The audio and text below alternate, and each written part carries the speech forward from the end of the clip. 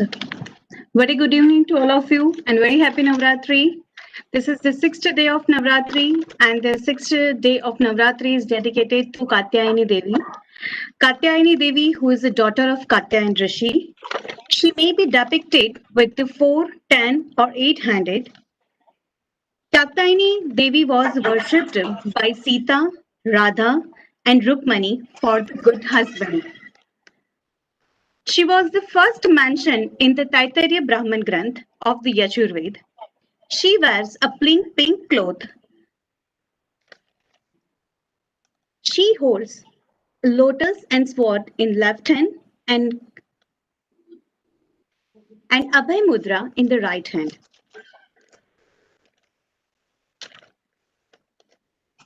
I'm welcoming to you, Amrita ma'am. A very warm, hearty welcome to you, a great eminent research scholar, archaeologist.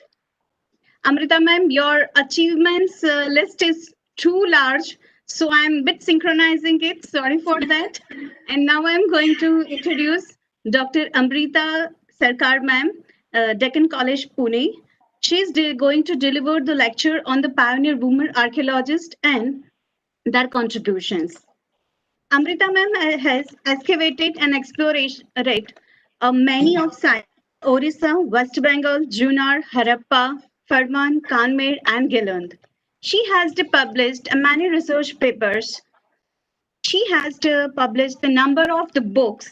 She has joined Secretary of the South Asian Archaeology, life member of the Indian Society of the Prehistoric and the Quaternary Service, joint editor of the Ancient Asian International Journal, Society of South Asia Archaeology, and member of the International Association for Women Archaeologists working in the South Asia. Ma'am, I'm heartily welcome to you. Please bless us with your knowledge and guide us. Thank you. Thank you so much, Laja. Thank you. On the onset, let me thank Indology Foundation and especially Dr. Lalit Mishra ji and his team for giving me this honor and inviting me to present a talk as part of their Navratri series on women leadership.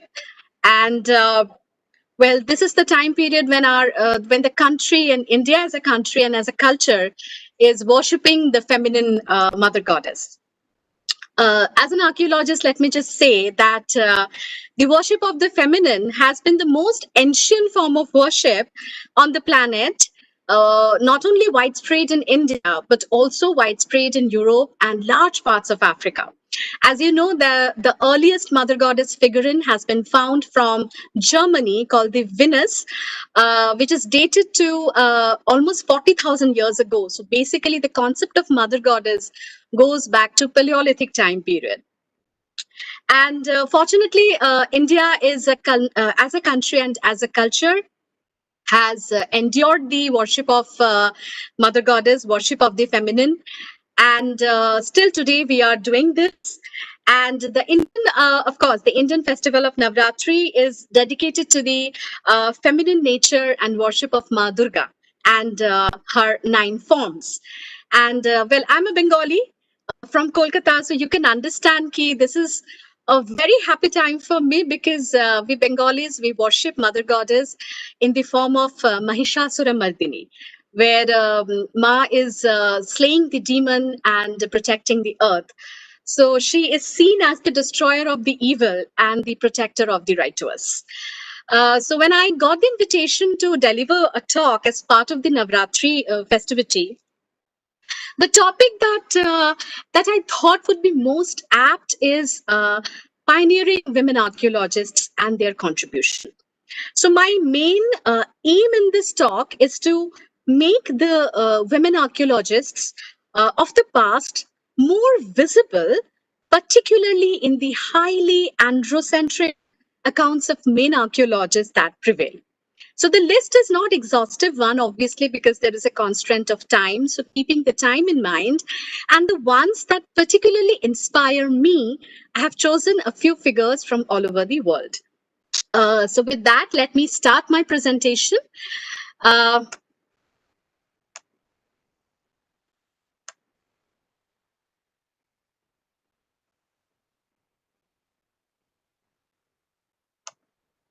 Can you see the screen? Yes, ma'am. It's visualized. Okay, okay. So let me start by talking about Jane Dulafoy. Well, she is an archaeologist, an artist, and a feminist. In 1851, Jane Marguerite was born to a French family.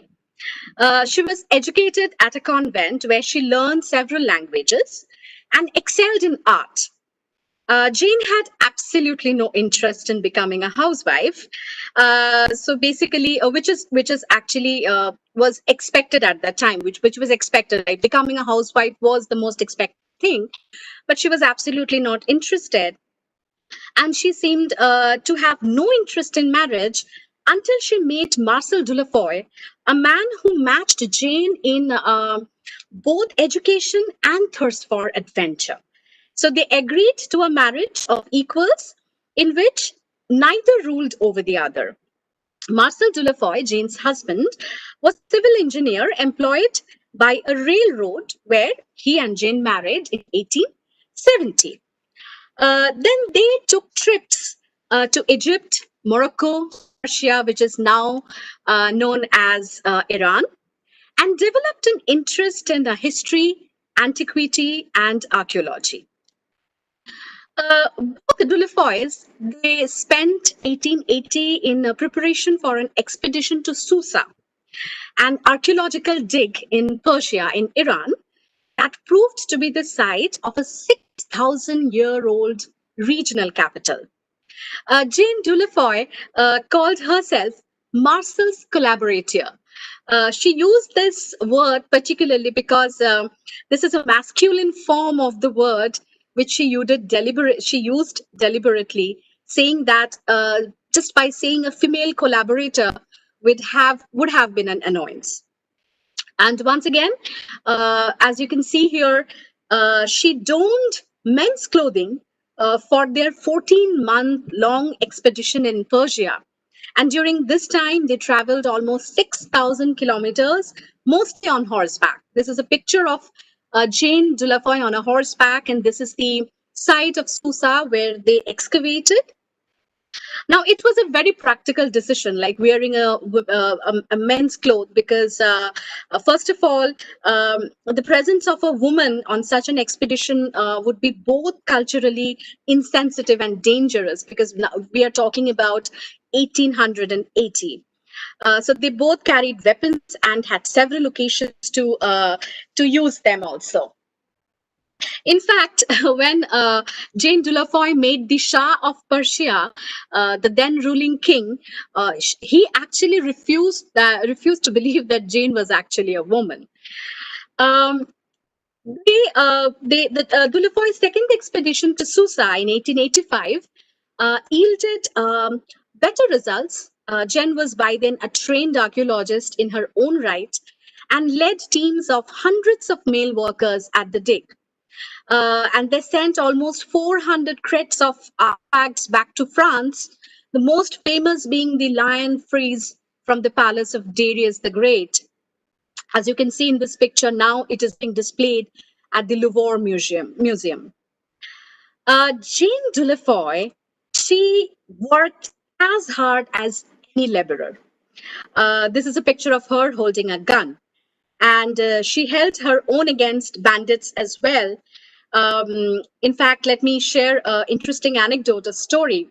Once, she was uploading a raft by herself and was accosted by 8 men. They were all bandits. She held them off at gunpoint for almost half an hour until the rest of her crew arrived. Not only that, she reportedly told the bandits that I have 14 balls at your disposal, so come back with 6 more friends. This incident was later made into a famous lithograph, so you can understand the courage she had. Then, back in Paris, Jane was awarded the Cross of Légion d'Honneur in 1886. She was also given the official government permission to dress in men's clothing, which was otherwise illegal. In fact, she wore men's attire and short hair for the rest of her life and considered that as a great time saver. So changing global politics basically forbade the Dulafoys from returning to Persia after their second expedition. Instead, they traveled to Spain and Portugal and other countries. Uh, um, in fact, Jane she was barred. I mean, she has done such fantastic archaeological excavations and expeditions, and she wrote many books and articles about her adventures, and she wrote 2 novels also. However, in spite of achieving so much, she was barred from winning any literary awards because she was a woman. So what she did?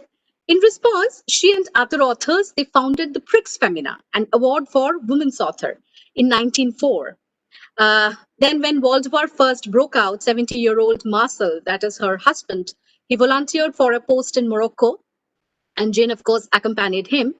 And at 65 years old, Jane contracted a dysentery, and she was forced to return to Paris to recuperate, but sadly, she did not, and she died from an illness in 1960.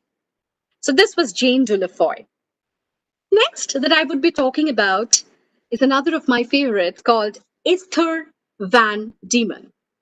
Born in 1862, October 1st, 1862, she's an American archaeologist and the first woman to specialize in Roman field archaeology. Um, she, in fact, established the lasting criteria for the dating of ancient constructions, which advanced the serious study of Roman architecture. In 1907, while attending a lecture in the Atrium Vitae in Rome, Van Diemen noticed that the bricks blocking up a doorway differed from those of the structure itself and showed that such differences in building materials provided a key to the chronology of ancient structures. Um, the Carnegie Institution, in fact, published her preliminary findings in the Atrium Vitae in 1909. And Van Diemen extended her research to other kinds of concrete and brick constructions and published methods of determining the date of Roman concrete monuments in the American Journal of Archaeology in 1912. This is a photo of her where she's standing at the Temple of Mars in Rome in 1903. So her basic methodology with few modifications actually became the standard procedure in Roman archaeology. Next one, Margaret Alice Murray, is somebody with whom I kind of associate for 2 reasons, because she also became an archaeologist by a chance like me, and she has a long association with our country, that is India. Margaret Murray's life was marked by several unforeseen turns. Born in Calcutta in 1863 into a wealthy imperial British family, she was imbued with very conservative Victorian values and ideals. But she also came in contact with the native Indians in the servants class. I think there were at least 10 servants in Murray's household, and she started to grow to empathize, with their life situations, especially those of women. Later, Murray made many invaluable contributions as an archaeologist in the developing of Egyptology. She's well known as an Egyptologist, but her legacy in that field has remained in the shadow of the famous British archaeologist who was her mentor, named as William Flinders Petrie. During the first 3 decades, Margaret's life, her family moved her and her older sister, Mary, several times between India and England. So this was a very, back then, the English people, the British people who lived in India, it was a very common practice for the members of the British imperial elites in India to relocate their young children back to their home country. So so that they not become, too Indian. So in 1870, when Margaret was 7, she and her elder sister Mary, they were sent back to England to stay with their uncle John, in Berkshire County. And his uncle was a very much a conservative, but however, Margaret later credited him with awakening her interest in archaeology. So in 1873, again, the girls moved back to India, living in Calcutta. And for most of the 1880s, Margaret was living in Calcutta. And during that time, she was interested in nursing also. So she acquired some training and got a job as a nurse in Calcutta General Hospital. But however, her father, again being a very conservative, did not allow her and said that Margaret could only work for 3 months. So she did that. She worked for 3 months in Calcutta General Hospital as a nurse. In fact, between Mary and Margaret, why I said that Margaret became an archaeologist by a chance, it was actually Mary who was more academically oriented. Like Mary was really interested into academics more than Margaret. But what happened is Mary got married in Calcutta, and then with a new baby, she could not, pursue her interest in academics. She wanted to. She noticed an advertisement in the London Times back then that Flinders Petrie, who is a very well-known Egyptologist, would be giving a series of classes on the subject in the new Department of Egyptology in University College London. So actually, Mary wanted to take that course, but because she got married and she had a new baby and she had to take care of the family, she encouraged Margaret that you continue my aspiration, you take the chance, you go and take the class. So that is how, by chance, Margaret got into archaeology, and she was fortunate to attend University College London in 1894.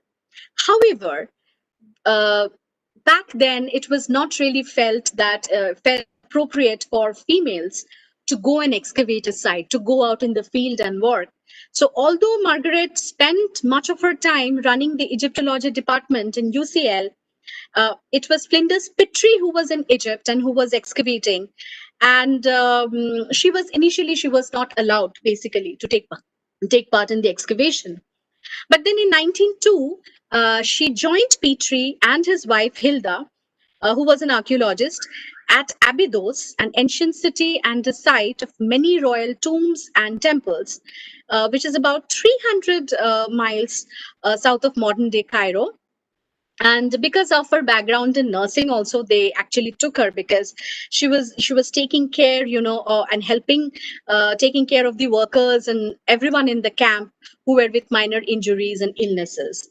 But she was a very bright young woman, so she soon learned how to excavate, holding her own as a small woman in charge of male excavators, and developing feminist sensibilities in the process.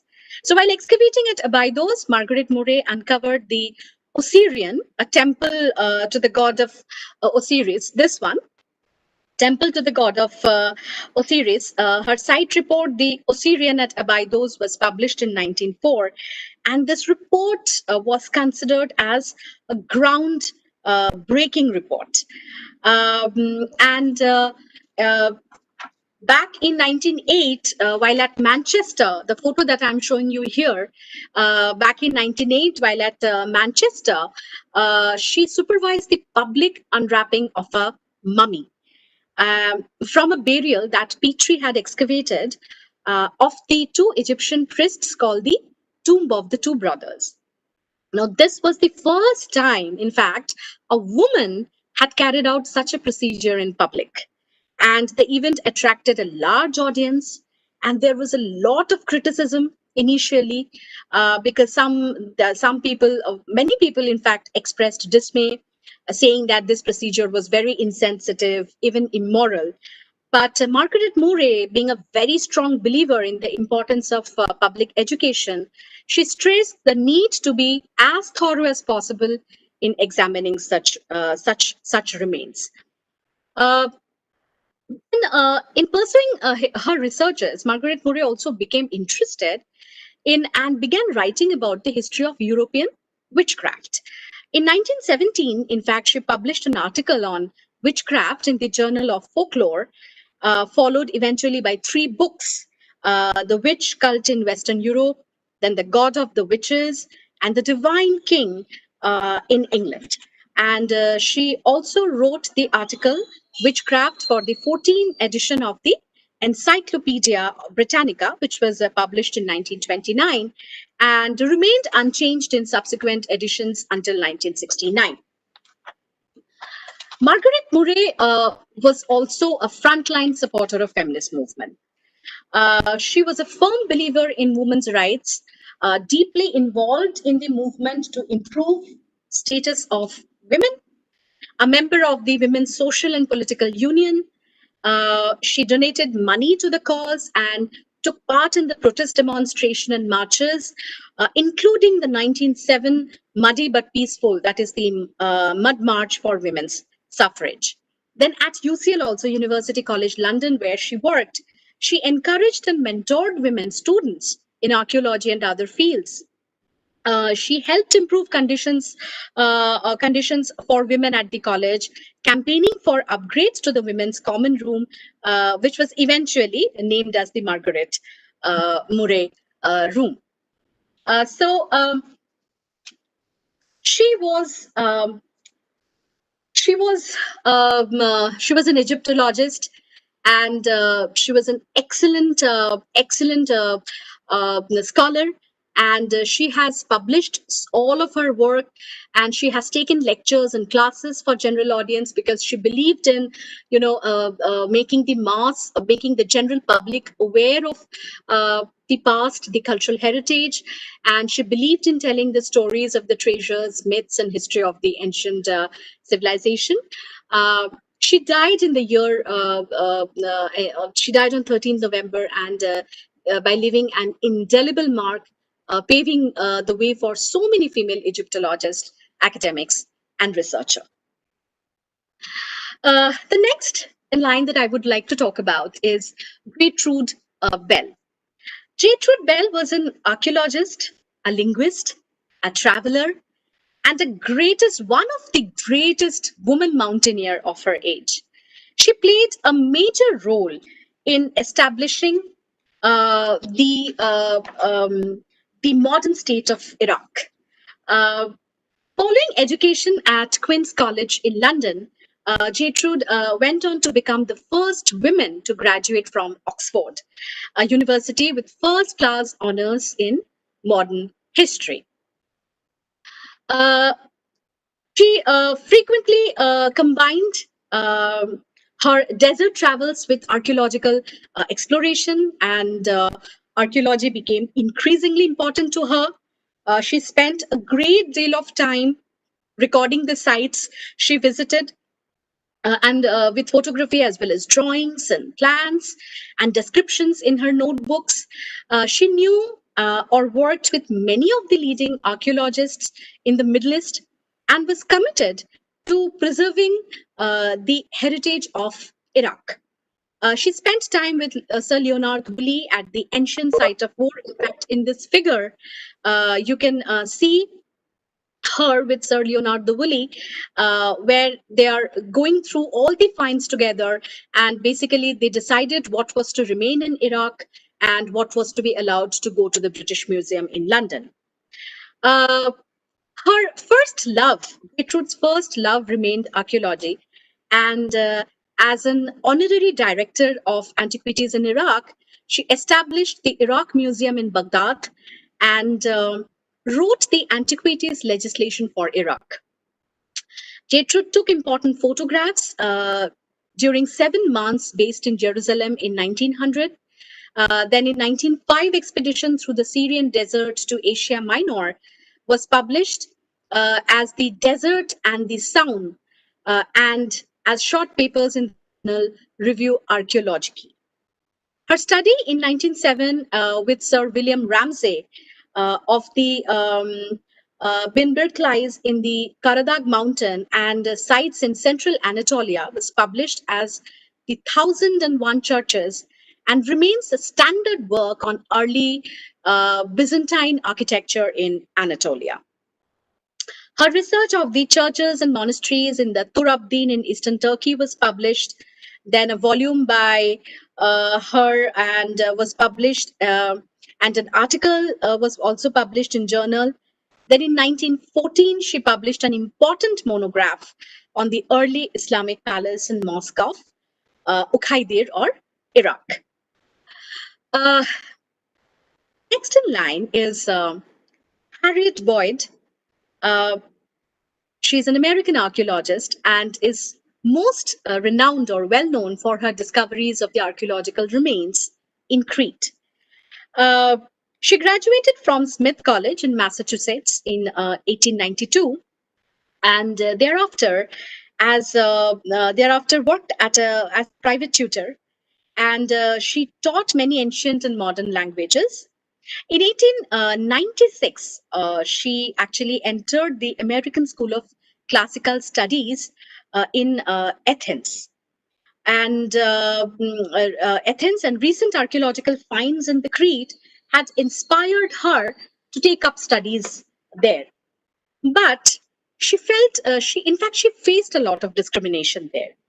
As a woman, she was not permitted to take part in excavation sponsored by the ACS. And Hawes had been awarded the Agnes Hoppin Fellowship in 1900, and she used the money to finance her own excavations. She wanted to follow up on a recent archaeological work in Crete, and the fellowship allowed her to do so. So once in Crete, he was actually advised by Arthur J. Evans, who was a British archaeologist excavating Knossos, to try the Cavacusi region. From May 1901, Boyd's interest centered on a reach site she discovered at Gornia, an outlying district of Kavusi. She was the first archaeologist to discover and completely excavate an early Bronze Age Minoan town site. And her work there won her worldwide fame. Then in 1901, as I said, that she went to excavate this on her own money because she was not allowed to do so. Then she was a lifelong activist and took part in political and social activities. She devoted much of her life to political and social causes. She was a volunteer, war nurse in Thessaly, Florida, and in Corfu. And in 1917, she organized the Smith College Relief Unit to aid French civilians. And later in 1933, she gave aid to the union shoe workers also who were on strike. And then she has, of course, published many books and journals, American Women in Science, and books and journals. Next is Gertrude Caton Thompson. In June 1929, there was a general election in South Africa that was fought and won on racial grounds.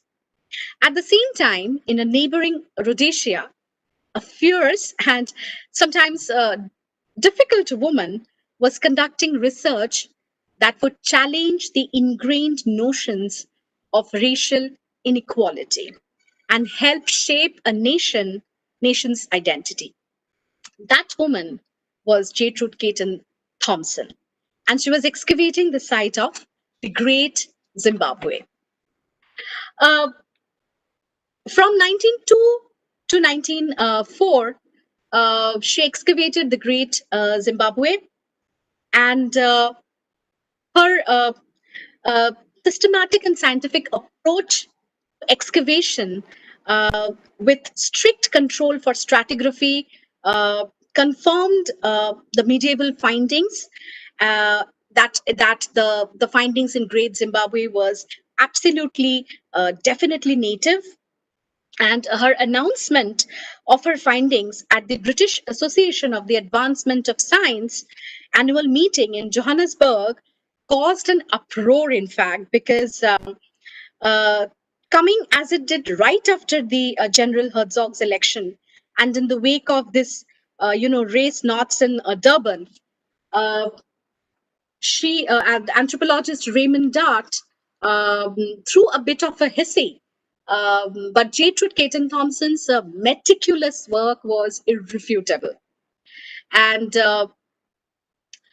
in fact, it must have been quite a learning. It must have been. She was very much Gertrude Caton Thompson. She was very much ahead of her times in terms of her attitude, and she spoke for all the scientific evidences that came. So her work was, in spite of a lot of criticism and speculation, Caton's meticulous work was irrefutable and was accepted. His great work on Zimbabwe. He's also the person who excavated in this picture. This picture you see here is the site of Fayam. She's excavating the Neolithic basket. This is in Africa. This is an area which is very important for the understanding of the origin of farming and the Neolithization process. And she's excavating a Neolithic village called Fayam, where she's excavating this huge baskets, probably which were used for some sort of storage. And this was Gertrude Thompson for all of us. This is a picture at the camp of Kasar el Sagha. Um, uh, Next is in line is Dorothy Annie Elizabeth Garrott. Um, uh, she's an English archaeologist, and during her course of her life, she conducted several excavations. She first came to Oxford in 1921 to undertake the university's diploma in anthropology, and she was one of the only very small number of female students. And the course at the time was under the direction of Robert Marrett and included classes taught by Pitt Rivers Museum. So during her course of life, she conducted several excavations in Kurdistan, in Bulgaria, in Lebanon. But it was her involvement in the fieldwork of Mount Carmel which has had the greatest impact and for which she is known globally. This was the first work to establish the long sequence of the human occupation in the Levant, and it revealed an archaeological sequence spanning nearly 500,000 years or 5 lakh years. And this also included material from both Neanderthal and Homo sapiens, and the caves which Garrod and her team excavated are still key to any discussion of the relationship between these two different human species. And it also provided further evidence of a culture that Garrod was first to identify, the Natufian, in fact, which dates back to 12,000 to almost 9,000, 9,500 BC. This is one of the most famous finds at Tuban, the skeleton of a Neanderthal female, which was found almost intact, which is a very rare because generally these kind of things are not found intact, and was dated around 1,20,000 years ago. And this is known as one of the oldest Neanderthal burial in the world. And this is her actually taking this out and preparing it to be transported. And with her discovery of the Natufian, world's first farming societies, she posed a series of new problems, still not fully resolved today. And in fact, her publication of this date, entitled The Stone Age of Mount Carmel, it was a major landmark in its field.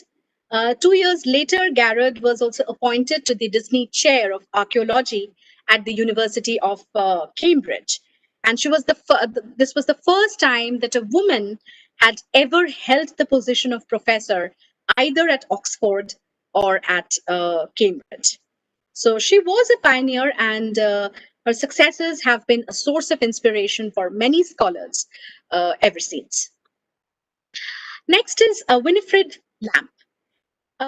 She grew up at Winterslow near Salisbury, and she served as a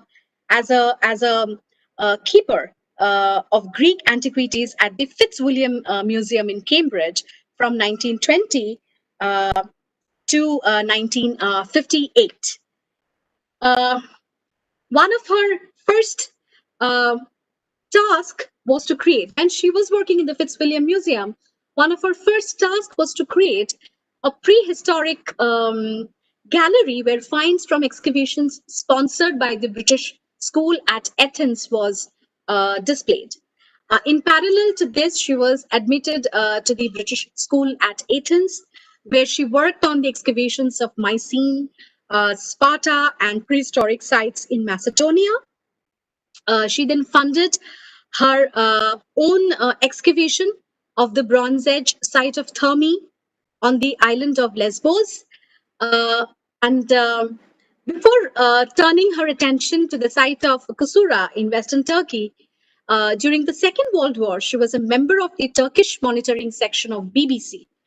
And she was a pioneering archaeologist and one of the most important benefactors of the Greek and Roman departments of the Fitzwilliam Museum. Next in line is Dr. Professor Iravati Karve. Iravati Karve was a stalwart of Indian sociology, anthropology, and archaeology.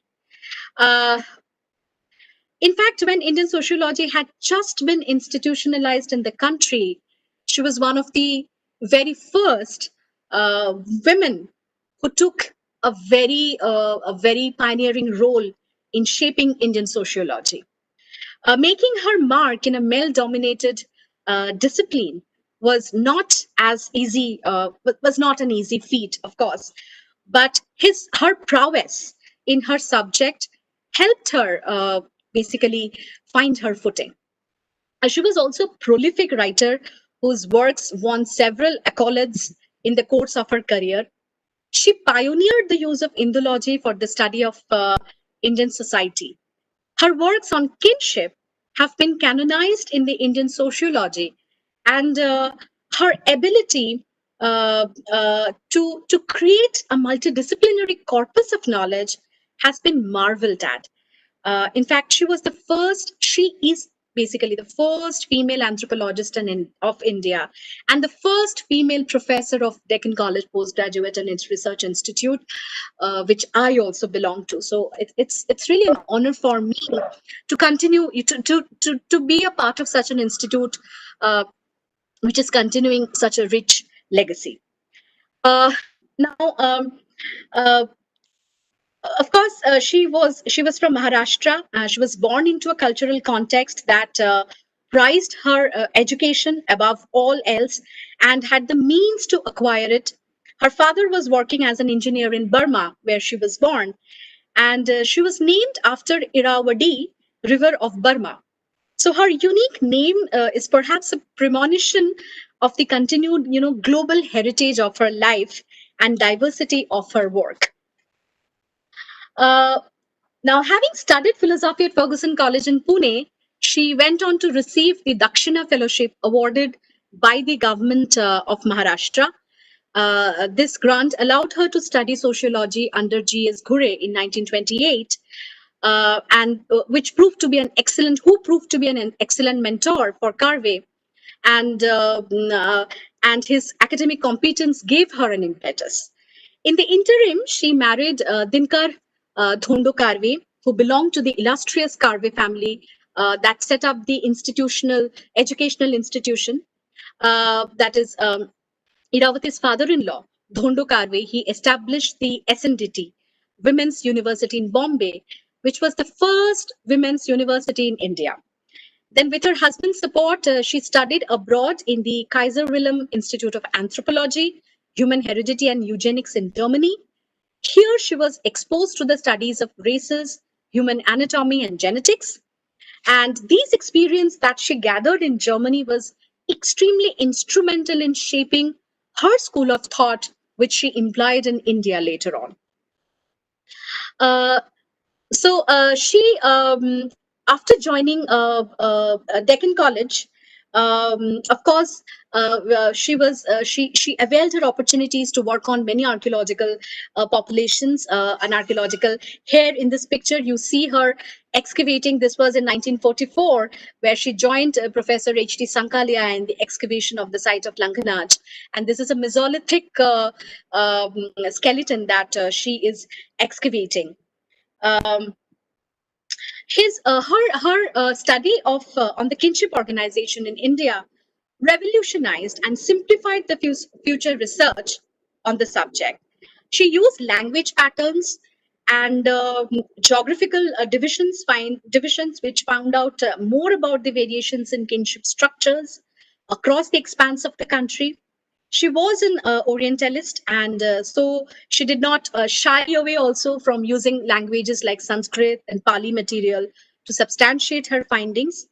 She also worked on cultures, on rituals, and of course on the institutions of Maharashtra.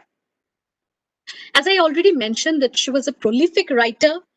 Writings in Marathi have established her as a very competent storyteller as well. Her book, Yuganta, The End of an Epoch, is a historical rendering of the Mahabharata. The characters are not treated as fictional, but instead their circumstances and actions are explained using socio-political cues. Using the Mahabharata, Karve maps the political scenarios of ancient India.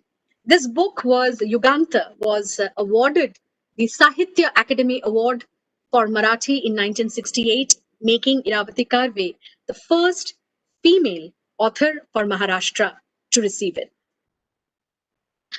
Throughout her career as a sociologist come anthropologist, uh, Iravati Karve remained true to her Indian heritage. She experimented with methodology in an atmosphere that wasn't welcoming the women researchers. But despite her elite background, she undertook research in the hinterlands of India and proved herself to be an inspiration for young anthropologists and archaeologists across the country. Next is Kathleen Kenyon, an English archaeologist who excavated the site of Jericho. In fact, I mentioned about Gertrude Caton Thompson. She had actually was part of Gertrude Caton Thompson's excavation, and in fact, there I think she learned a lot, and it was inevitable. It was destined that Kathleen Kenyon would become one of the great women archaeologists in 20th century. Her introduction to archaeology was at Oxford, where she became the first female president of the Oxford Archaeological Society following graduation in 1929. And then she was able, with the aid of her father, to join the Great Zimbabwe excavation under Gertrude Caton Thompson. Then throughout the 1930s and most of the 40s,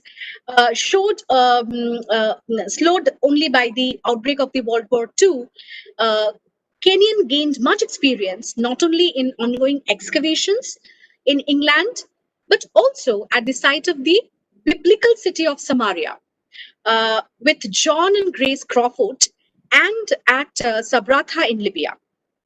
She lectured frequently at the newly formed Institute of Archaeology of the University of London and served as a divisional commander of the Red Cross in Hammersmith, London.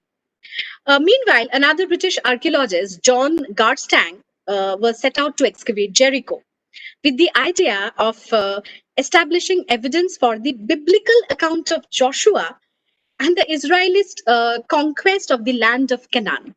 Over the course of 6 years of excavation, which beginning in 1930, he moved thousands of tons of earth and almost examined almost 150,000 artifacts. And then in 1949, he decided to invite Kathleen Kenyon, to review his extensive findings. And this would turn out to be a defining moment for Kathleen Kenyon's life and the beginning of her most famous work at the site of Jericho. She determined the Garstang's work needed modification and that another more complete excavation was necessary, which she began in 1951. Then, significantly, she brought with her a refined version of the excavation method pioneered by Mortimer Wheeler. The Wheeler Kenyon method, as it is now called, was perfected during her excavation in Jericho. In fact, in the end, her conclusions from Jericho shocked and surprised many. She reported that Garstang's dates were wrong and that as a result, there was no walled city for Joshua to conquer. So archaeology did not support, in fact, the biblical text. That's what she mentioned. So, whether or not her conclusions are correct, I mean, there's a lot of speculation and criticism and a claim to reinterpret what she has interpreted. Whether we accept her conclusions to be correct or not, she did help to popularize archaeology. And during the course of her excavation, she made time to present slideshows and lectures and write for popular British American magazines. Um, in fact, in 1973, Queen Elizabeth II acknowledged her work, naming her the Dame of the British Empire for her accomplishment. She will be greatly remembered for her substantial contributions to the field of archaeology, and her field methods strengthened the science. Uh, Kathleen Kenyon never married. She died in 1978 of a stroke at the age of 1970. Mary Leakey, she is a very well-known archaeologist and a paleoanthropologist, well known for her prehistoric work in Africa. She made several fossil finds of the great importance in the understanding of human evolution. Her early finds were interpreted and publicized by her husband, the noted anthropologist Louis S.B. Leakey. She worked alongside her husband almost for 30 years, and she mostly oversaw the excavations of various prehistoric sites in Kenya. And her skill was at the painstaking work of excavation. Actually, her skill surpassed her husband, whose brilliance lay in interpreting and publicizing the fossils. In 1948, on Rusinga Island in Lake Victoria, she discovered the skull of Proconsul africanus, which is an ancestor of both apes and early humans that lived about 25 million years ago. And in 1959, at Olduvai Gorge, Tanzania, she discovered the skull of an early hominin that her husband named Zinjanthropus, or Eastern man, though it is now regarded as Paranthropus, a type of Australopithecine or the southern ape. So after her husband's death in 1972, she continued her work in Africa. In 78, she discovered the famous Lauteli footprints site south of the Olduvai Gorge. Several set of footprints made in volcanic ash by early hominins that lived about 3.5 million years ago. And the footprints indicated that the makers walked upright. This discovery, in fact, was very important because this pushed back the advent of human bipedalism to a date earlier than the scientific community had previously suspected. She has published many books. Some of them, the most famous ones are Olduvai Gorge, My Research of Early Man, and the autobiographical Disclosing the Past. Last one that I will be talking about in today's talk is the noted epigraphist, numismatist, Indologist, and a former professor of Deccan College, Dr. Shobhana Gokhale. Dr. Gokhale has been credited with discovering the trade route between Nanekhat and Pathan. She served as president of the Bharat Itihas Sanshodhak Mandal, and member of the prestigious Bhandarkar Oriental Research Institute, Bori.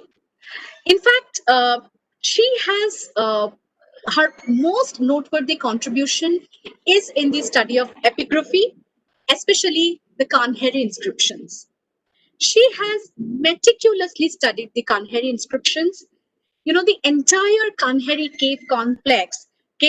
complex has more than 100 caves, I think 104.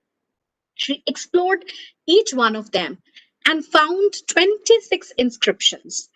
Not only that, she explored the deep Kanheri forests also in search of inscriptions.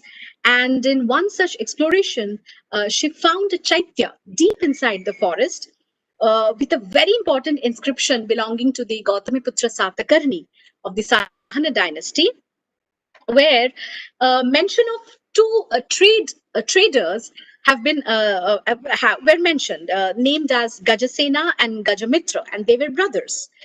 And it is said that they have donated to receive merits. But interestingly, these donations were not made for their own merits, but for, you know, mother, father, brother, brother's wife, their own wife, for the entire family, for their nieces and nephew, for their own children, and even for future children's. So, these are very important contributions, because she contributed in interpreting the social as well as the cultural process and the larger ecopolitical ambience of the Deccan area. And let me finish with a very interesting anecdote. I was listening to one of her interview. I have never personally met her. So in this interview, she was asked to, you know, say some interesting story from her explorations. So she mentioned that when she was excavating and she was exploring this Kanheri caves and the inscriptions, and she was exploring the forest, she was an extremely courageous woman. And you know, Kanheri forest is infested with wild animals. So she would just go into the forest, you know, sometimes even without anybody accompanying her. And of course, the locals and the Adivasis, they always said that, you know, you should not go to the forest all by yours because there are snakes and there are poisonous insects. So one day, it was in the month of January, it was extreme cold. She went inside the forest looking for these inscriptions, and suddenly she saw something just passed, you know, in front of her eyes, like at a feet of 15 or 20 feet. So when it happened, she did not realize, but after it happened, she realized that it was a tiger which just passed in front of her eyes, just 10 to 15. Now, after, sometimes it happens, you know, when we are facing an incident, we don't know exactly what is happening, but after it has happened, suddenly it dawns. So then she realized what it was, and she said in the interview that she got so scared that she was, you know, perspiring so much in the month of January. But then there were 3-4 Adivasis with him, and they were carrying all these, you know, these thalas and everything that they were beating. They beated all that to shoo away the tiger. And so she said the story. So I'm telling you to this story just to say ki how courageous and how committed this women archaeologist or she was towards her discipline, that even threat to life was not a matter for them. And in fact, I don't know if I should say this, that I am burdened with this legacy. You know, I'm standing on this giant's shoulder, and I'm burdened with this legacy of Deccan College, where we have had such great women archaeologists, and we still are. I hope, I aspire that at least I can be even 10% of them. So these are the few of the pioneering women archaeologists that I wanted to talk about today. Of course, as I mentioned, this is not an exhaustive list.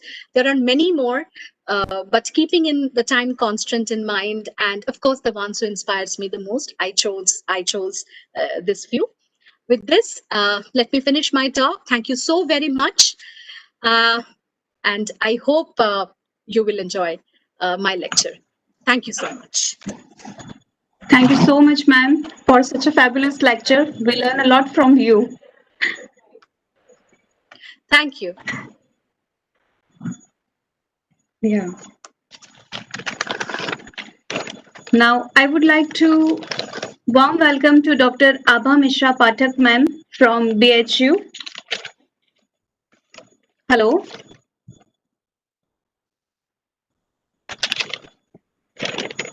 Please carry on. Yeah.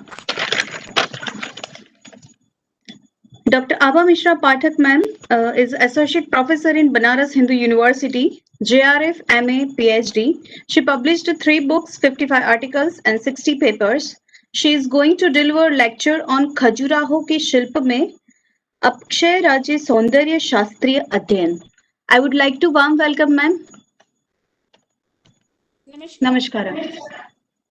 सबसे पहले बताना चाहूंगी कि मेरा विषय है खजुराहो के शिल्प में अप्सराएं, एक सौंदर्य शास्त्रीय अध्ययन।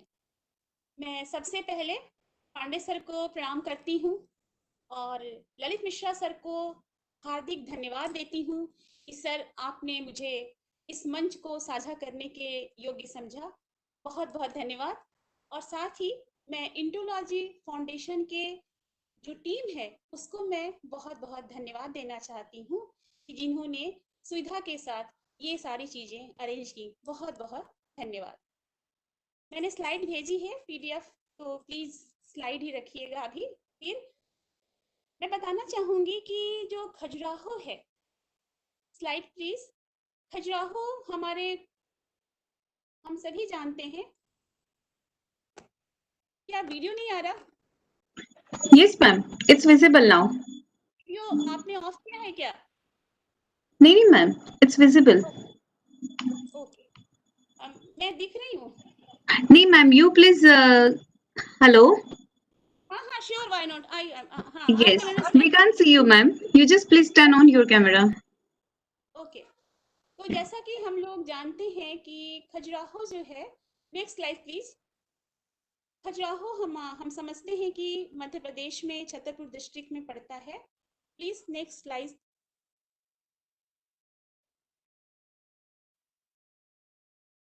खजुराहो के विषय में सभी जानते हैं कि यहाँ पर मंदिर नागर शैली के हैं और ये चंदेलकालीन मंदिर हैं।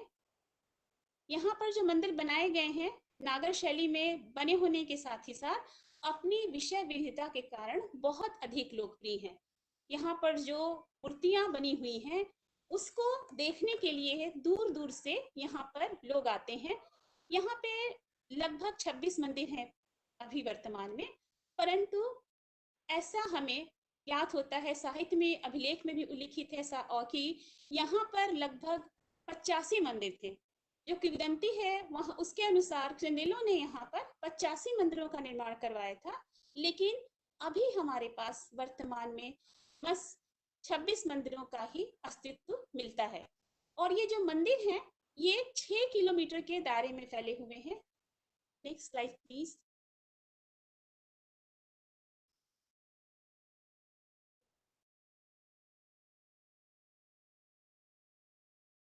Next slide please.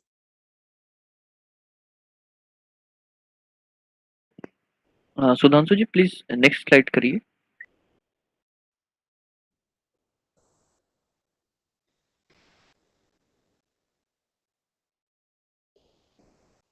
ठीक है, हम लोग कैरी ऑन कर रखते हैं।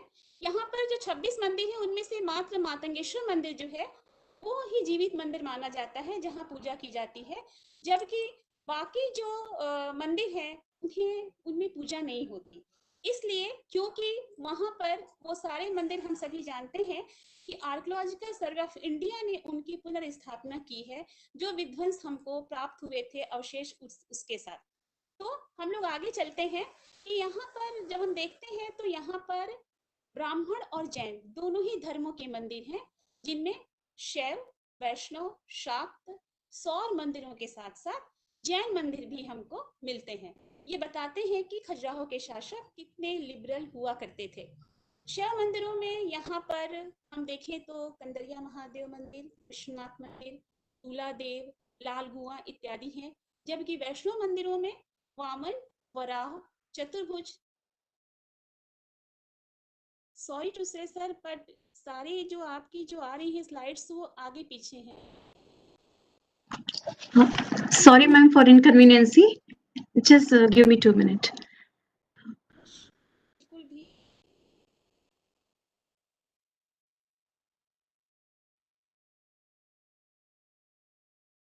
जी। तो यहाँ पर जो वैष्णो है, शाक्त है, सौर मंदिर है, जैन मंदिर है। तो यहाँ पर जो मंदिर है मैंने बताया 6 किलोमीटर के दायरे में है, जिसमें से जो पश्चिमी समूह के मंदिर हैं, जिसमें आपका लक्ष्मण मंदिर, कंदरिया महादेव, चित्रगुप्त, देवी जगदम्बी और विश्वनाथ मंदिर के साथ ही वराह मंदिर और नंदी मंदिर, छोटे छोटे और शिव मंदिर, लक्ष्मी मंदिर इत्यादि पड़ते हैं। उन्हें यूनेस्को ने विश्व विरासत में सम्मिलित किया हुआ है। और इधर पूर्वी समूह में हमें जैन मंदिर मिलते हैं। इसके साथ साथ हम जो है यहाँ पर और भी मंदिर देखते हैं, जैसे वामन है, जवारी है, चतुर्भुज मंदिर इत्यादि। Next slide please. ये जो मंदिर है, इनको बनाने के लिए अलग अलग शासकों का नाम जैसे कि बताया गया है, जैसे हमको अभिलेख मिलते हैं, उल्लेख मिलते हैं। तो मातंगेश्वर मंदिर जो है वो हर्षदेव के द्वारा बनाया गया है। Next slide please.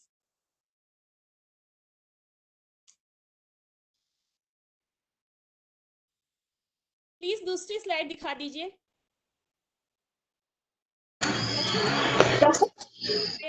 प्रॉब्लम आ रही है तो छोड़ देते हैं।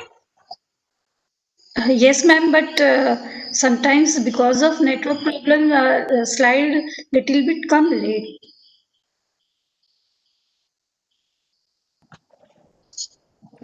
कोई बात नहीं। Sorry, ma'am. हाँ, light connections. Yes.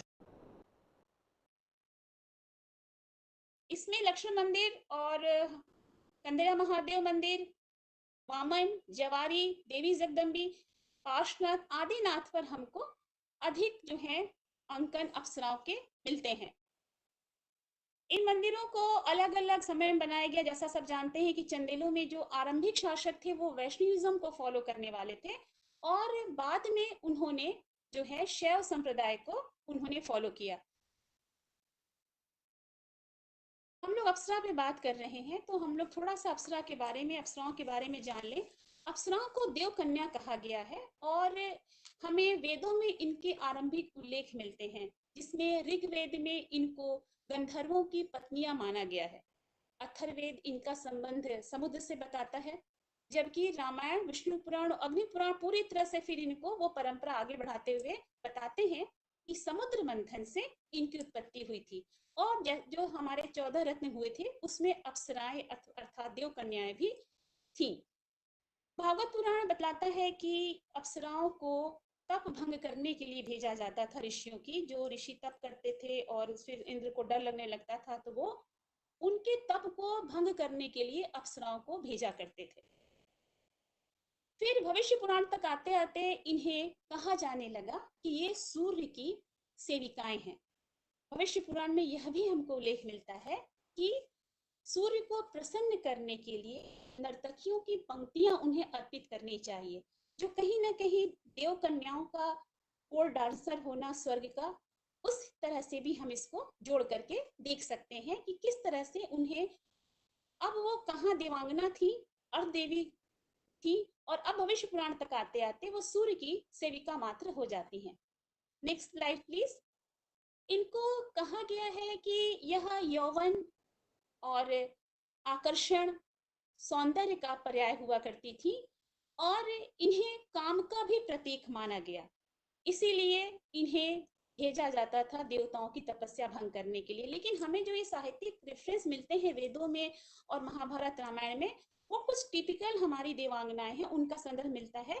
जैसे उर्वशी हैं, रंभा, मेनका, तिलोत्तमा और कुंजक स्थला इत्यादि। आगे चलकर हमको जब शिव शास्त्रीय ग्रंथ मिलने लगते हैं, तो हमको इनके नामों का जो है विशेष वर्णन मिलने लगता है। इन्हें मुख्यतः वृक्ष के साथ और नदियों के साथ जोड़ा गया।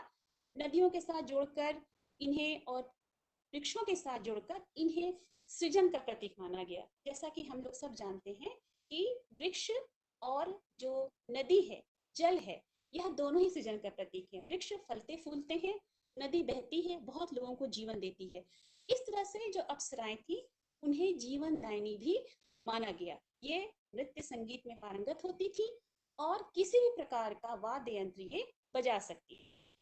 स्कंद पुराण में इनकी जो योग्यता थी उसको जो है मान लिया गया, निर्धारित कर दिया गया कि बस उनका प्रोफेशन इतना ही है कि वह देवताओं को प्रसन्न करें, इतना। जबकि उसके पहले जब हम लोग यक्षी परंपरा में उनको वृक्ष और नदी के साथ जोड़ते हैं तो वो और भी कुछ कहती हुई हमें संस्कृत साहित्य में दिखाई देती हैं। Next slide please. संस्कृत जो साहित्य है उसमें हमें अप्सराओं अथवा देव कन्याओं के लिए पुत्रिका शब्द का उल्लेख मिलता है, जैसे कि हमें उत्तलिका, पुत्रिका, कनक पुत्रिका, मणि पुत्रिका, कर्पूर पुत्रिका इत्यादि। दूसरी स्लाइड क्या दिखाएं। जैसे कि हर्षऋतु में कनक पुत्रिका का उल्लेख मिलता है, कादम्बरी में कर्पूर पुत्रिका, फिर तिलक मंजरी में हमको मणि पुत्रिका अथवा दुहित्रिका का संदर्भ। शीतला देवी जो थी वह भरतनाट्यम में बहुत अधिक पारंगत थी, गीत गायन में भी। कहते हैं कि उनको मॉडल बना करके वहां के शिल्पी ने इन नर्तकियों की आकृतियां, नर्तकी की आकृति जो है ब्रैकेट फिगर के रूप में चिन्ह केशव मंदिर में बनाई और वहां पर उनको सुंदरी कहते हैं। जैसे कि उसके पहले हमको चालुक्य जो पीरियड का मंदिर है जलसंगवी में, वहां पर हमको इनका अंकन मिलता है और वहां उन्हें सुंदरी कहा गया है। लेखना सुंदरी, शुकभाषणी सुंदरी इत्यादि। तो यहाँ पर हमको जो अंकन मिलते हैं उनका रेफरेंस लेकिन हमको साउथ इंडिया में नहीं। Next slide please. हमारे यहाँ इधर उत्तर भारत में वायु पुराण जो है वो दो तरह की अप्सराओं का संदर्भ देता है, दैविक और लौकिक।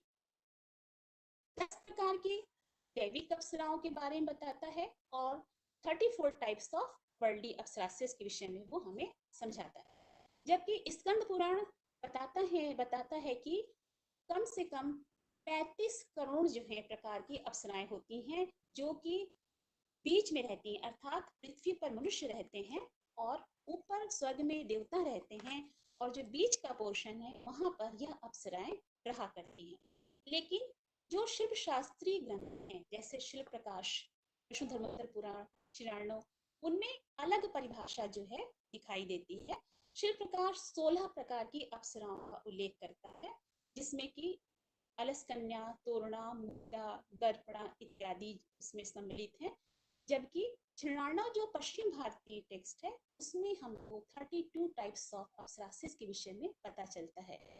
और ये जो नाम है ये थोड़े अलग हैं, लेकिन कहीं कहीं जो 16 अप्सराएं शिल्प प्रकाश की हैं उड़ीसा के ग्रंथ की, वो पश्चिम भारतीय टेक्स्ट की जो अप्सरा आकृतियां हैं उनमें उनके जेस्चर और पोस्चर बहुत कुछ सिमिलरिटी रखते हुए हमको दिखाई देते हैं।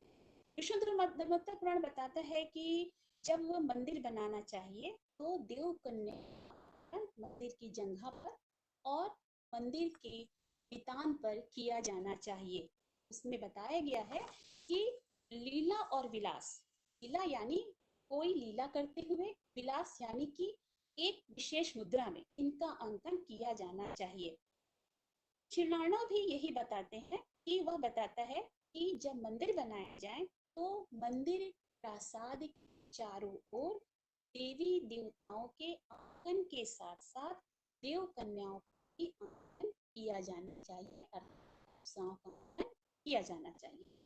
खजुराहो के शिल्प में हम अप्सराओं का अंकन मुख्य रूप से मंदिर के वाय भाग पर, जंघा भाग पर, गंडी पर और आंतरिक भित्ति पर, नरथर पर, कहीं कहीं छोटे आकार में और साथ ही ब्रैकेट फिगर के रूप में अलग जो है अप्सराओं के अंकन मिलते हैं, जिनमें मुख्य रूप से अंजना, मुग्धा, हंसावली, दर्प, केश स्कंदनी, आलस्या या आलसा, अलसकन्या अथवा पुत्र वल्लभा या चित्रवल्लभा, पत्रलेखा या चित्रलेखा आदि का अंकन हम खजुराहो के शिल्प में।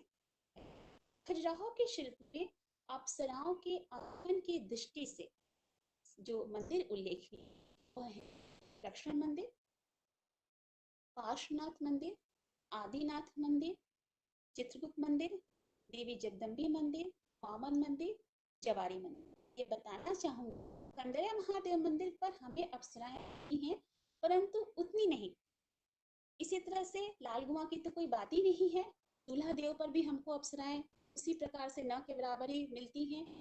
विश्वनाथ मंदिर पर भी वही स्थिति है। इसका कारण हम यह भी मान सकते हैं कि शिव योगी माने गए हैं, संभवतः इसीलिए उनकी मंदिर की दीवारों पर वो अप्सराओं का उतना नामांकन नहीं मिलता खजुराहो में, जितना लक्ष्मण मंदिर जो वैष्णो मंदिर है उन पे, और यहाँ तक कि जैन मंदिरों पर भी वो इनका अंकन मिलता है। Next slide please.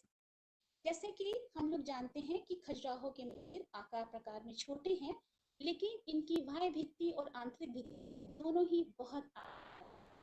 दूसरी स्लाइड दिखा दीजिए, जिसमें कि हम देख सकते हैं कि ये लक्ष्मण मंदिर है, और प्लीज दूसरी स्लाइड दिखा दीजिए। और यहाँ पे जो मंदिर होता है, यस मैम, वो नेट कनेक्शन है ना, इसलिए जी बात नहीं, सॉरी। यस नो प्रॉब्लम जी मैम। प्रॉब्लम। यहाँ पर जो अप्सराओं का अंकन मिलता है, जो मैं बाद में कहूंगी, मैं अभी भी बता देती हूँ। अप्सराओं का अंकन जब कर रहे हैं तो यहाँ पर देवी देवताओं के साथ साथ अप्सराओं का अंकन भी चल रहा है और कामशिल्प का भी अंकन मिल रहा है। तो यहाँ पर लौकिक और दैवी दोनों ही को बहुत ही सुंदर ढंग से संयोजना यहाँ पर मिलती है, जबकि अन्यत्र हमको अप्सराओं के फिगर इतनी बड़े आकार के मंदिरों में नहीं मिलते। उड़ीसा में चाहे वो कोणार्क हो चाहे भुवनेश्वर हो, वहां पर एक छोटे आकार। इसी तरह से जब हम मुंडा की बात करते हैं, वहां पे सूर्य मंदिर, और सूर्य मंदिरों पर विशेष करके हम देखते हैं अप्सराओं का अंकन मिलता है, जो कहीं न कहीं भविष्य पुराण में जो बाद में बात आती है रेफरेंस, उससे भी संबंधित हो सकता है, वो मान्यता का भी जो है पालन हो सकता है। वहां पर भी मडुरा में दिखाया गया है, तो देवी मूर्तियों देव मूर्तियों की तुलना में इन्हें छोटे आकार का बनाया, उड़ीसा में भी उसी तरह से बनाया गया है, लेकिन खजुराहो में यह हमें साथ साथ चलता हुआ मिलता है, बाह्य भित्ति पर भी और आंतरिक भित्ति पर।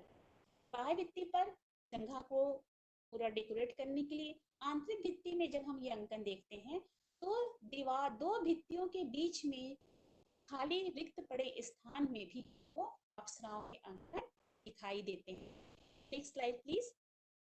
तो चाहे वो लक्ष्मण मंदिर हो या फिर उसके 100 साल बाद बना हुआ कंदरिया महादेव मंदिर हो, यह सभी मंदिर मूर्तिशिल्प की दृष्टि से बहुत सुंदर है और अप्सराओं का अंकन भी हमको मिलता है, यद्यपि तुलनात्मक दृष्टि से लक्ष्मण मंदिर पर अधिक अंकन हमको मिलता है। Next slide please. ये जो अंकन है हम लोग जो बात कर रहे हैं कि किस प्रकार की देवता भी हैं, देवियां भी हैं और बीच में अप्सराएं भी हैं, चाहे वो ब्राह्मण मंदिर हो और फिर चाहे वो जैन मंदिर हो। मैं दूसरी स्लाइड दिखा दें।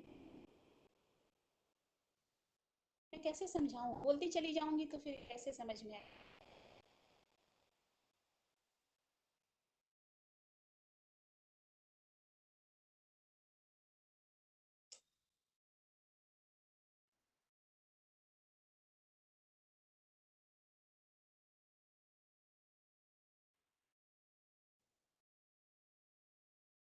ये देख सकते हैं हम, ये ब्राह्मण मंदिर है और यहाँ पर हमको अप्सराओं का अंकन देवताओं के साथ मिल रहा है।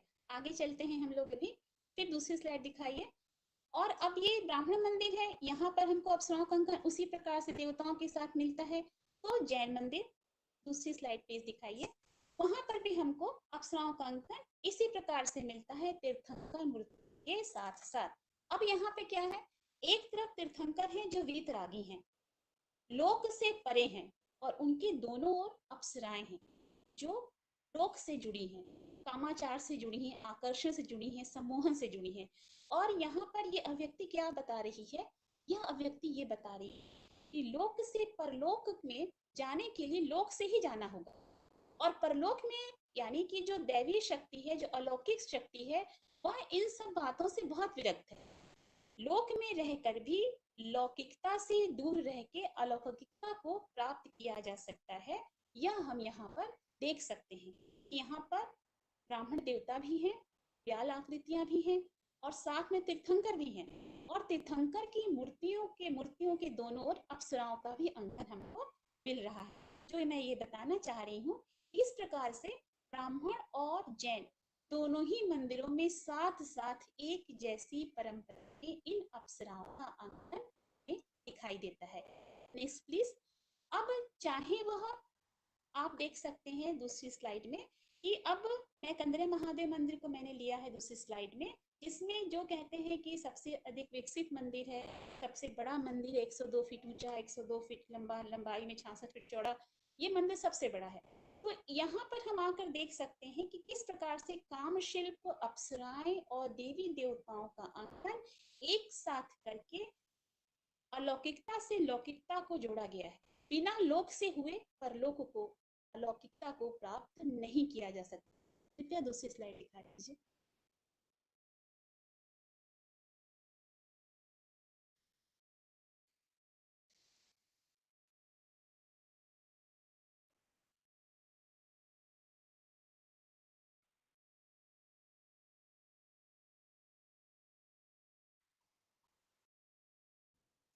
कृपया दूसरी स्लाइड दिखा दें। यस मैम, इंटरनेट की वजह से। Okay, you may continue now ma'am. एकदम नेट जी रुक जा रहा है, अनईजी हाँ। सा फील हो रहा है, बहुत अनईजी फील हो रहा है, इसलिए तो मैंने आपको वीडियो भेज दिया था। यहाँ पर हम देख सकते हैं कि किस प्रकार से हम जो है देख सकते हैं कि अप्सराएं भी हैं, कामशिल्प भी है और देवताओं की मूर्तियां भी। अब यहाँ पर कामशिल्प पृथ्वी लोक का प्रतीक, देवियां अथवा अप्सराएं जो मध्य में क्षितिज में है उनका प्रतीक, और फिर उसके आगे देवताओं का अंकन, जो तीनों एक साथ हमको लोक से परलोक में जुड़ रहा है। अब ये जो हमने, अब हम लोग सीधे अप्सराओं पर आते हैं, तो ये अप्सरा दर्पणा है, और दर्पणा अप्सरा उसे कहा जाता है, सभी लोग, बहुत से लोग जानते होंगे, जिसके एक हाथ में दर्पण होता है और दूसरे हाथ से वह अपने माथे पर तिलक करती हुई दिखाई देती है। अब आप भागने लग गए, कैसे करूं? आप अभी भागने लग गई, अभी तो मैं पिछले पर ही हूँ।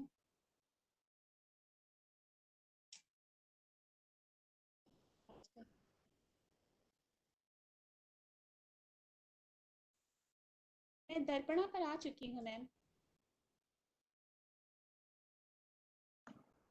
सुधांशु जी प्लीज लास्ट वाला साइड। इसके बाद वाला दिखाइए।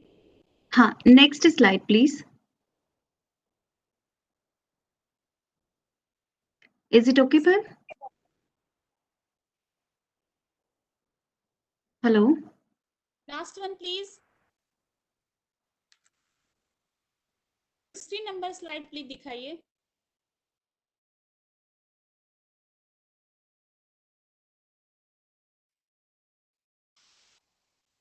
ठीक है, तो दर्पणा आप देख ही रहे हैं इसमें, और अभी उसमें भी आपने देखा दर्पणा, तो आपके संग प्रॉब्लम है, कोई बात नहीं। ये दर्पणा आकृति में अगर आप अक्सर उसे या तो मांग में या फिर तिलक लगाते हुए या अपने कानों के झुमके को सही करते हुए दिखाया जाता है, इसमें कभी कभी दर्पण लेके वह खुद से यही यौवन पर मुग्ध होकर दिखाई जाती है। मैं यहाँ स्पष्ट करना चाहूंगी कि ये जो सारी अप्सराओं का अंकन है, ये अप्सराएं संस्कृत साहित्य जो हमारे पुराण इत्यादि हैं उनसे ये बहुत अलग हैं। ये शिव शास्त्रीय ग्रंथों में जो अंकन हमको, जो अप्सराओं का उल्लेख मिलता है, उसके आधार पर ये जो है मूर्ति पर हमको दिखाई देती है।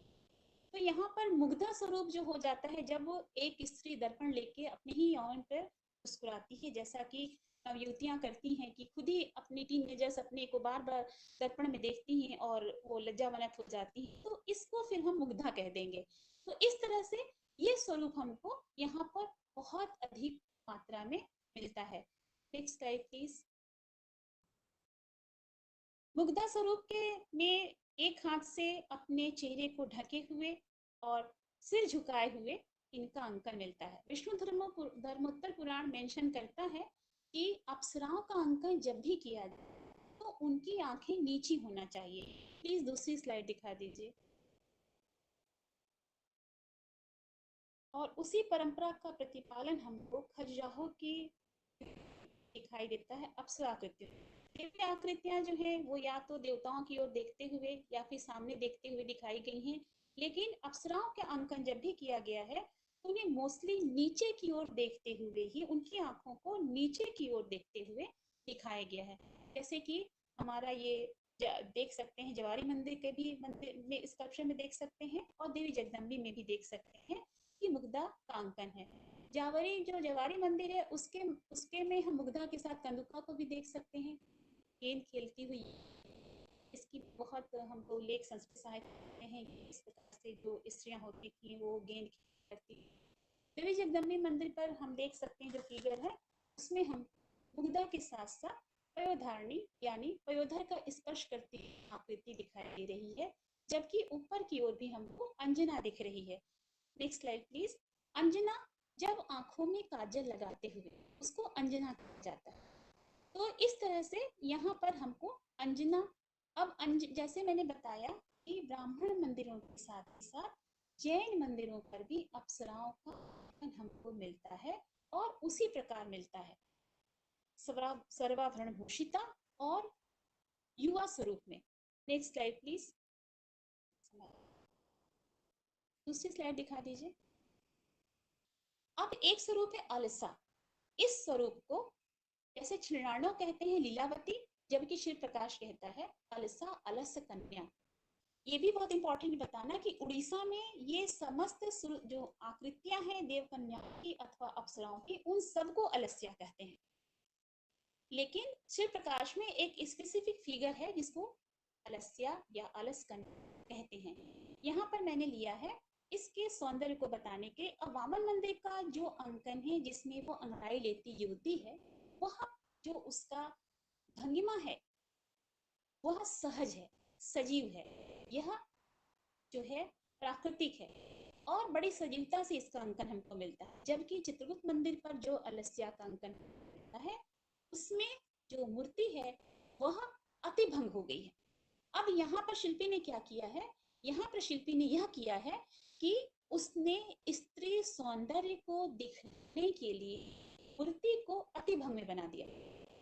जो भी अप्सराएं हैं खजुराहो में उन्हें मुख्यतः त्रिभंग में अंकित किया गया है, परंतु कहीं कहीं यह अतिभंग है, और शिल्पी ने ऐसा प्रयास मात्र स्त्री सौंदर्य को दर्शाने के लिए किया है। इस प्रकार की जो मुद्रा है वह प्राकृतिक नहीं है। यद्यपि योग ऐसे किया जा सकता है, लेकिन सहज स्वरूप में अंगड़ाई ऐसे कभी नहीं ली जा सकती। Next slide please. तो ये मैं बताना चाह रही थी। अब हम लोग देखते हैं दूसरी स्लाइड में कि किस प्रकार से जो आकृतियां हैं उनमें जो है हमको जो उनका शेप है वो कैसे चेंज हो जाता है। अब यह लक्ष्मण मंदिर की मूर्ति है और यह आदिनाथ की। लक्ष्मण मंदिर की जो मूर्ति है उसमें हम देखते हैं किंचित भरा हुआ मांसल शरीर, हैवी बटक, पुष्ट पयोधर और एक स्त्री त्रिभंग मुद्रा में खड़ी हुई। लेकिन जो आदिनाथ का स्कल्पचर है उसमें जब हम देखते हैं तो उसमें धड़ की अपेक्षा पैर लंबे बनाए गए। ये दो परंपरा हमको मिलती है। जो शुरू के मंदिर हैं तो वो मंदिर जो है उनमें हमको धड़ के साथ पैर छोटे मिलते हैं, समानुपातिक हैं। लेकिन बाद में आगे चलकर 50 साल बाद जो है धीरे धीरे जो मंदिर बनते हैं उनमें जो है उन मंदिरों में क्या होता है कि इनके कटी संकुचित हो जाती है, पैर लंबे हो जाते हैं, और थोड़ी छरहरी मूर्तियां यहाँ पर हमको मिलने लगती हैं। अब मूर्तियां छरहरी हो जाती हैं। मात्र समझ लीजिए 30-35 वर्ष के उपरांत जब मूर्तियां बनने लगती हैं, ये है प्रभाव शिल्पी का, शिल्पी के परिवर्तन का, कि जो पहले शिल्पी ने बनाया वो मासल सौंदर्य को स्त्री के दिखा रहा है, और कुछ वर्षों उपरांत फिर मंदिर बन रहे हैं तो वहां पर जब इन्हीं अंकनों को किया जाता है, सेम सब्जेक्ट को डिपिक्ट किया जाता है, तो यहाँ पर क्या होता है कि यहाँ पर वह जो मूर्ति है वो आनुपातिक हो गई है, पहले से छरहरी हो गई है। तो इस तरह से इसका सौंदर्य जो है वो किस प्रकार से आगे की ओर विकास प्राप्त करता है। Next slide please. अब एक और स्वरूप है स्त्री का पद्मगंधा या पद्मिनी। इसमें उन्हें पुष्प हाथ में लेकर के उसकी स्मेल करते हुए दिखाया जाता है। हम सब जानते हैं कि स्त्रियों को पुष्प की सुगंध बहुत पसंद है। सभी देवियों के साथ भी पुष्प दिखाए जाते हैं। तो अप्सरा आकृतियों में जब पुष्प दिखाया जाता है इन्हें पद्मिनी अथवा पद्मगंधा कहते हैं। वो बाकायदा एक पुष्प हाथ में लिए हुए उसकी सुगंध से कह सकते हैं कि उसकी सुगंध से वो विभोर होते हुए दिखाई जाती है, जिसमें उनका एक हाथ अक्सर उनके गालों पर अथवा माथे पर होता है और पुष्प की सुगंध लेते हुए वह दर्शाई जाती है। दूसरी स्लाइड दिखा दीजिए। इसके साथ ही और भी बहुत सी जो अप्सराएं हैं उनमें एक विशेष स्वरूप है गुंठना अथवा केश गुंफनी अथवा केश स्कंदनी। अब ये जो गुंठना का स्वरूप है उसके बारे में सब लोग जानते हैं कि संस्कृत साहित्य जल में स्नान निकली हुई सद स्नान युवती के सौंदर्य का बहुत वर्णन किया गया है कि किस प्रकार से जब जल से नहाकर निकलती है वह नवयौवना तो उसके बालों से गिरते हुए जल को देखकर चातक पक्षी जो कि सिर्फ बारिश का पानी है वह यह सोचता है बारिश होने लगी और वह उसकी बेड़ी से गिरते हुए जल को पीने के लिए आतुर हो जाता है। ये काव्य का जो एक गुण है जो कविता है उसको जो है यहाँ पर साकार किया है शिल्पी ने। गुंठना यानी चोटी को गुहती हुई चोटी की हुई वह स्त्री और चोटी लेकर के आगे वो वेणी लिए हुए आगे निकलते हुए और नीचे की तरफ एक पक्षी अवश्य दिखा देते हैं कि वह उसके वेणी से निकलने वाले जो है जल के बूंदों को पीने के लिए आपको दिखाई जा रहा है। आदिनाथ मंदिर में हम देख सकते हैं कि यहाँ पर गुंठना के जो है राइट साइड में माननी अथवा मानवी का अंकन माला लिए हुए अप्सरा को मानवी व मानवी कहा जाता है जबकि राइट साइड में हम देखें लेफ्ट साइड में देखें तो हमें यहाँ पर फिर पयोधारणी यानी कि पयोधर का स्पर्श करते हुए एक स्त्री दिखाई देगी एक अप्सरा। Sorry next slide please. अब हम लोग बात करते हैं वेणुवादिका की। पयोधारणी तो है ही है वामन मंदिर पे हम लोग देख रहे हैं। ये जो वेणुवादिका है इनका अंकन भी हमको मिलता है और वेणुवादिका का उल्लेख जो है हमको मिलता है यहाँ पर शिल्प प्रकाश में नहीं कुछ लाणों में मिलता है जिसमें कि वह वेणु बजाते हुए दिखाई देती हैं। अब यहाँ पर हम देख सकते हैं और त्रिभंग मुद्रा वगैरह पे हम लोग फिर से एक बार चर्चा लास्ट में करेंगे। तो ये जो है खड़े होने का जो ढंग है एक पैर के सहारे लेकिन दोनों पैर एक तरफ है लेकिन पैरों के पर पूरा शरीर का भार दे करके खड़े होकर वंशी बजाने का ये बहुत ही सुंदर जो उसका अंकन है उसमें हम लय प्रवाह और रेखा का जो विकास है बहुत सुंदर ढंग से देख सकते हैं। पीछे जब ये मूर्ति बनाई गई है तो इसकी जो केश रचना है उसको बहुत सुंदर ढंग से बनाया गया है। केश रचना को खजुराहो की अप्सराओं में पूरा अलग अलग दिखाया गया है जो थोड़ा मैं आपको आगे स्लाइड से भी दिखाऊंगी। तो यहाँ पर उसके पीछे के पृष्ठभाग के सौंदर्य को शिल्पी ने व्यक्त करने की कोशिश किया है चाहे वो रेखा का विकास हो लयात्मकता हो शेप हो आकृति का या फिर उसकी जो भंगिमा उसका जो मूविंग पोस्चर है जो एक जगह खड़े होकर जो वेणु बजाने का उसका जो एक पोस्चर है उसको बहुत सुंदर ढंग से उसने व्यक्त किया है। Next slide please. चामरा उसे कहते हैं जब वो हाथ में चामर लिए हुए होती है। अब यह भी अप्सरा का एक फॉर्म है। अब हम सोच सकते हैं एक तरफ हम दिखाते हैं मेनका को जिसमें कि हाथ में कृपाण लिए हुए वो अंकित होती है। दूसरी तरफ हम दिखाते हैं और भी जैसे कि पद्मगंधा है कुंठना है युवती है सुंदर सी या पत्रलेखा पुत्रबल्लभा इत्यादि जो हम आगे देखेंगे। लेकिन हम चामरा को भी दिखाते चामरा यानी कि चामर डुलाने वाली स्त्री। तो क्या एक चामर डुलाने वाली अटेंडेंट सुंदर नहीं हो सकती?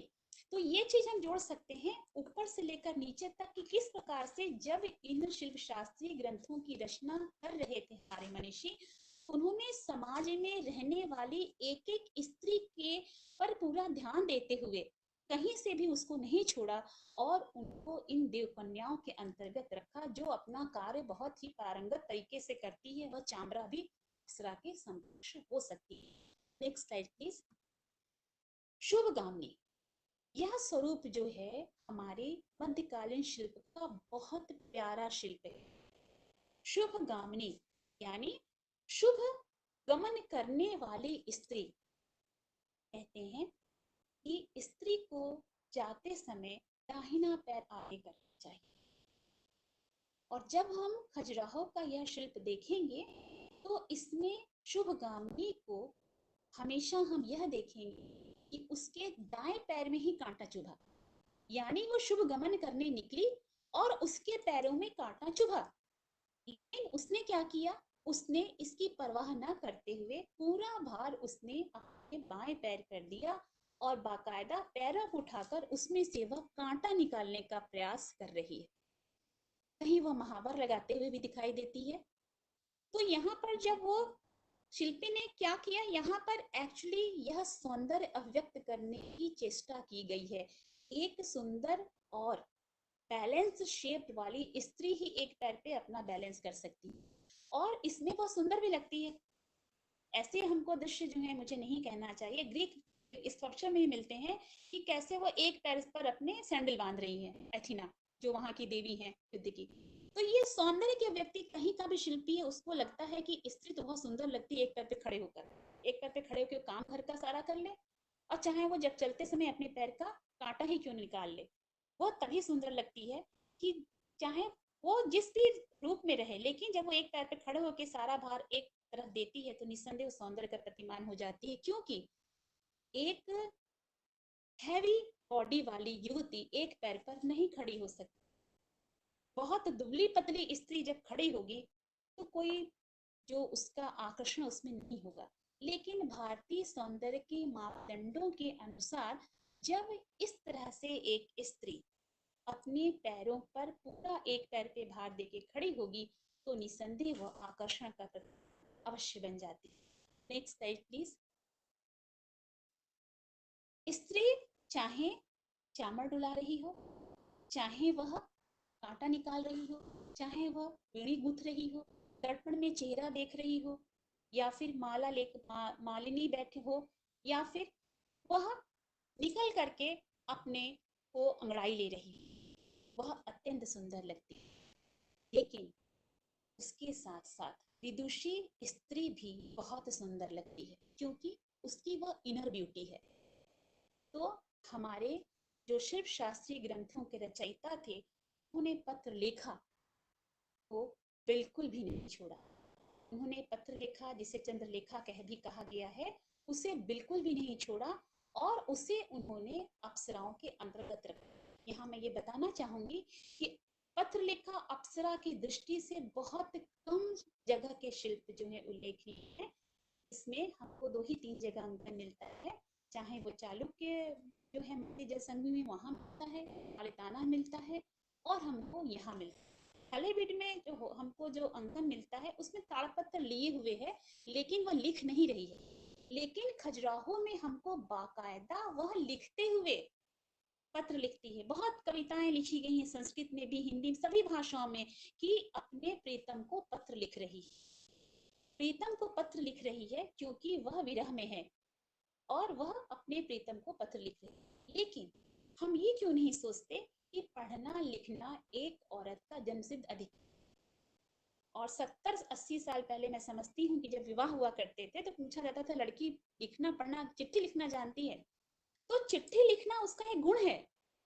जब सभी लोग नहीं पढ़ रहे हैं, जब सभी लोग विदुषी जो स्त्रियां जब आसपास नहीं है, तो वहां पर जो लड़की चिट्ठी लिख लेती है उसको बहुत बड़ा माना जाता है। अरे ये चिट्ठी लिख लेती है, पढ़ लेती है। उस जमाने में, आज तो घर घर में लोग बच्चों को पढ़ा रहे हैं, कम से कम ग्रेजुएशन तो कराई दे रहे हैं।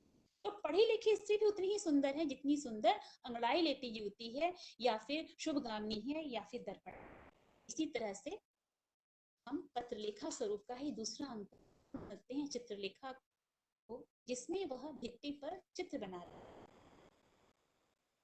हम सब जानते हैं कि दीवारों पर, भित्ति पर चित्रांकन करना भारतीय लोक परंपरा का बहुत प्राचीन स्वरूप है और इसमें कोई संकोच नहीं है लोगों को मानने में कि भारतीय परंपरा में हमारे यहाँ जो मिथिला हो, वर्ली हो, पिथौरा हो, ये सब जो भी है हमारी लोक परंपरा की चित्र परंपरा जो है शैली, उसे स्त्रियों ने ही संजो कर रखा। है और प्राचीन काल से आज तक वह उन प्रतीकों को, उन प्रतिबिंबों को, सभी मूर्तमान स्वरूपों को आज तक आगे लेकर आ रही है। आज भी हर गांव में लड़कियां मिल जाएंगी। लड़कियों को एक ये बहुत बड़ा गुण माना जाता है कि वह भित्ति लेपन कितना सुंदर कर सकती है, चाहे वह विवाह हो, चाहे वह विभिन्न प्रकार के व्रत त्योहार हो। भित्ति पर आलेपन करना एक स्त्री का बहुत बड़ा गुण माना जाता है, क्योंकि उसमें कुछ प्रतीक और कुछ बिंब होते हैं जिनको उकेरा जाता है।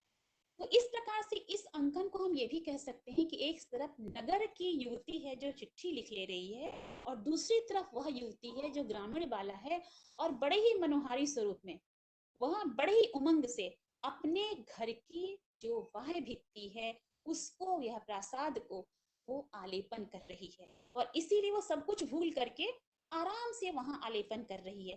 तो ये पत्र लेखा अथवा चित्रलेखा या चित्र और या फिर हमारा चंद्रलेखा का स्वरूप भी खजुराहो की बहुत बड़ी विशेषता हमें दिखाई देता है, जो हमको चित्रलेखा का ऐसा स्वरूप हमको मध्यकालीन शिल्प में कहीं भी नहीं मिलता है। Next slide please.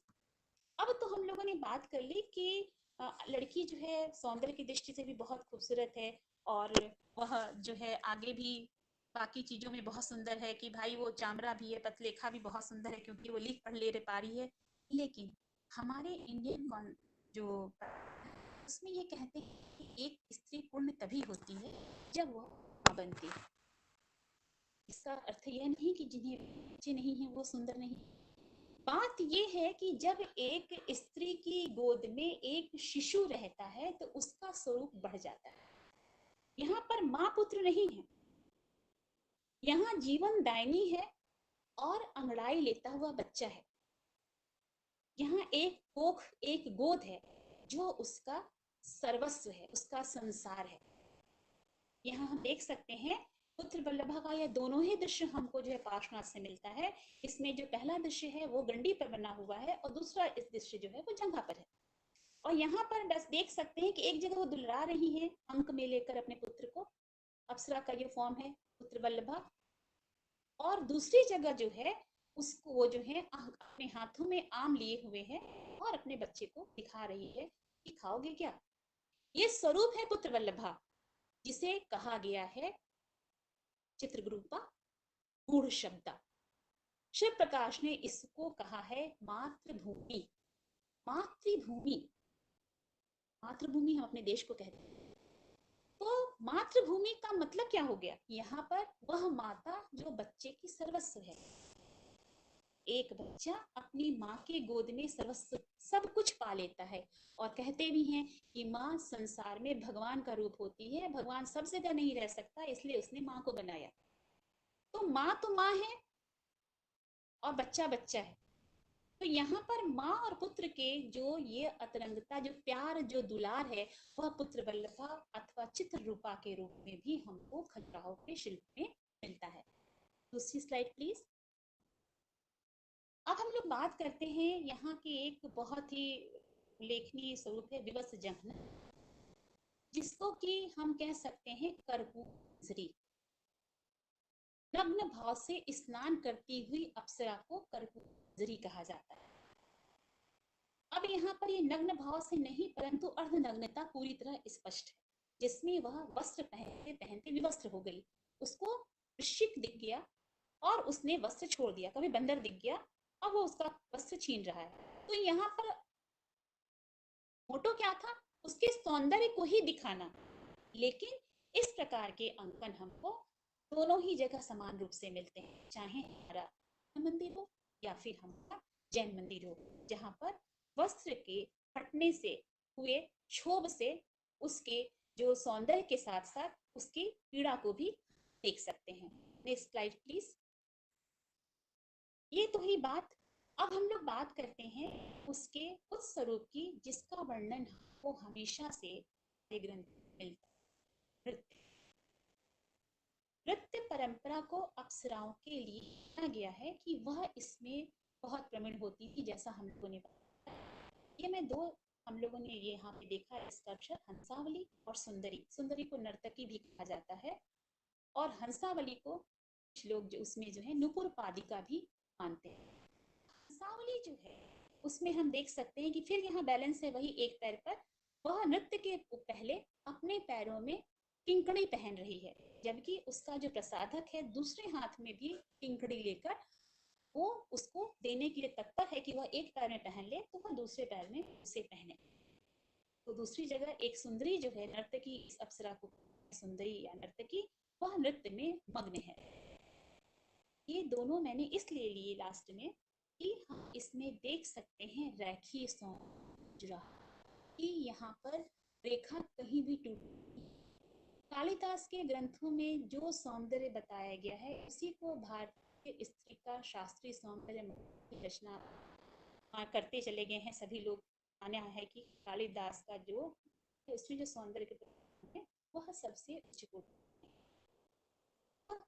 देख सकते हैं सामने थोड़ा गोलाकार अंडाकार चेहरा, साथ में जो उसमें हम लोग मिलता है धनुषाकार आंखें हैं, सॉरी भौहें हैं, तो किंचित थोड़े से मोटे होठ हैं। और वृत्त प्रकार का कंधा, वृत्त कंधा सुंदर माना जाता है स्त्रियों। उनके हाथ जो हैं कि कमल के पत्ते के समान उनकी हथेलियां, कदली स्तंभ के समान की जांघें। अब यहाँ पर ये जो सौंदर्य अप्सराओं का है वो प्रत्येक अप्सरा का सौंदर्य वो खजुराहो में इसी प्रकार से मिलता है। पुष्ट पयोधर, संकुचित कटी और हैवी बटक। लेकिन जो बटक का पोर्शन है वो भारी होते हुए भी पीछे से सपाट है। वह हलेबीर की मूर्तियों की तरह से कहना मतलब कि बहुत भारी नहीं है, बेडोल नहीं है। कि जैसे कि हम अगर उड़ीसा के स्कल्पचर को देखें तो वहां अप्सराओं को जैसे दिखाते हैं कि बहुत भारी जो है उनका नीचे का पोर्शन दिखा दिया है, वो यहाँ पर नहीं, ये बातिक है। यहाँ पर मूर्तियों की भरमार है, लेकिन फिर भी इन मूर्तियों को इस प्रकार से अंकित किया गया है कि वो आंखों को बोझिल नहीं लगती। मध्यकालीन शिल्प में यहाँ खजुराहो के स्कल्पचर्स को कहा जाता है कि बहुत मूर्तियां हैं। अकेले कंदरिया महादेव मंदिर पर बड़ी मूर्तियां लगभग 1000। तो ये मूर्तियां जो हमको मिलती हैं, ये मूर्तियां 4.5-5 फीट की होने के बाद भी आंखों को बोझिल नहीं लगती।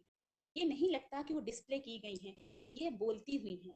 उनके चेहरे पर भाव है, ये एक्सप्रेशन लेस बिल्कुल नहीं है जैसे हमको हलेबीड की अप्सरा आकृतियां मिलती हैं जहाँ पर हमको भावहीनता, वो पपेट लगती है, लगता है कार्व करके किसी को रखा। यहाँ लगता है ये निकल कर आएंगी और अभी नृत्य करना शुरू कर देंगी। मुस्कुराता मंद स्मित चेहरा और उसके साथ उनके हैंड मूवमेंट, लेग मूवमेंट, उनकी जो हाथ है वो कुछ कहते हुए चलते हैं, कुछ संकेत देते चलते हैं। रेखा बिल्कुल नहीं टूटी है, लयात्मकता बनी हुई है। और साथ ही साथ शेप, अनुपात, संयोजन की दृष्टि से ये अत्यंत उच्च कोटि की मूर्तियां कही जा सकती हैं राहु, जिनमें से सिर से लेकर पैर तक यह बहुत ही सुंदर प्रकार के वस्त्राभूषण और ऑर्नामेंट्स से सजी धजी कुछ कहती हुई प्रतीत होती हैं। लगता है कि बस अभी वह यहाँ पर आकर खड़ी हुई, जैसे स्टिल फोटोग्राफी हम इनको मान सकते हैं कि स्टिल फोटोग्राफी अचानक बना दिया गया और ये 3 डायमेंशन में बनाई गई है। और 3 डायमेंशन में बनाई जाने के कारण यह मूर्तियां बहुत अधिक सजीव लगती हैं। यह सौंदर्य के को पूरी तरह से अभिव्यक्त करती है। Next slide please. इसमें चाहे आपका से आप पूरा देख सकते हैं कि इनकी जो हेयर स्टाइल्स है वह बिल्कुल अलग अलग है। ये मैं बताना चाहूंगी, इनकी मुद्रा एक जैसी है, लेकिन यहाँ खजुराहो में एक मंदिर में जैसे 50 से अधिक अप्सराएं तो पार्श्वनाथ में ही है, लेकिन यहाँ पर जो मूर्तियां हैं उनकी जो हेयर स्टाइल है बिल्कुल डिफरेंट है। कहीं वो कुटिल पटिया जैसे हम लोग आज साधारण प्रकार से चोटी होती है, या फिर एक बन चूड़ा पाश, दोहरे प्रकार का चूड़ा पाश, तिहरे प्रकार का चूड़ा पाश, मतलब 4 प्रकार का चूड़ा पाश, वो डिफरेंट प्रकार के चूड़ा पाशों को सजाए हुए दिखाई गई हैं, जिनमें कि कभी मुक्ता जाल लगा है, कभी ललाटिका लगा है। तो ये जो चीज है, ये खजुराहो के शिल्प की बहुत बड़ी विशेषता है कि अप्सराओं को यहाँ पर अलग अलग प्रकार की केश सज्जा से संयुक्त गया है। और हम लोग जानते हैं कि जो राज नर्तकियां होती थी वह विविध प्रकार की केश सज्जा करती थी। तो इस तरह से जो केश सज्जा की परंपरा नर्तकियों की है, आज भी हम देख सकते हैं नर्तकियों को हम भले ही का क्लासिकल डांस में अब वो एक जैसी करने लगी हैं, लेकिन आज हमारी जो टीनेजर बच्चियां हैं, जो नवयुवतियां हैं, वो अलग अलग प्रकार से केश करती हैं, जो आकर्षण का पर्याय होता है, और आकर्षण का पर्याय है ये अप्सराएं। इसीलिए इनमें केश सज्जा बिल्कुल डिफरेंट प्रकार की हमको दिखाई देती है, चाहे थोड़ा सा ही क्यों इसमें डिफरेंस हो। Next slide please. और ये मैंने बनाए हुए चित्र हैं जो मैं आपको दिखा रही हूँ। Next slide please. अब हम लोग बात करते हैं इनके वस्त्राभूषण की। जब बात करेंगे तो इन्होंने मोस्टली जो है चलनक पहना हुआ है, या अंतरीय के रूप में चलनक पहना है। धोती है तो जैसे आप ऊपर के 3 देख रही हैं, तो धोती टाइप से थोड़ा सा सकच्छ शैली में जैसे कि पहनी जाती थी धोतियां, वो पहने हुए की इनकी स्टाइल है। लेकिन जो चौथा प्रकार है वो चलनक है, और चलनक पहनती थी राज नृत्य करते समय। और ये परंपरा दासी अट्टम अर्थात भरतनाट्यम में या फिर कुचिपुड़ी में हमको बहुत बार तक आज भी देखने को मिलती है। आप कोई मैथोलॉजिकल सीरियल देखेंगे उसमें नर्तकी चलनक पहने दिखाई देगी।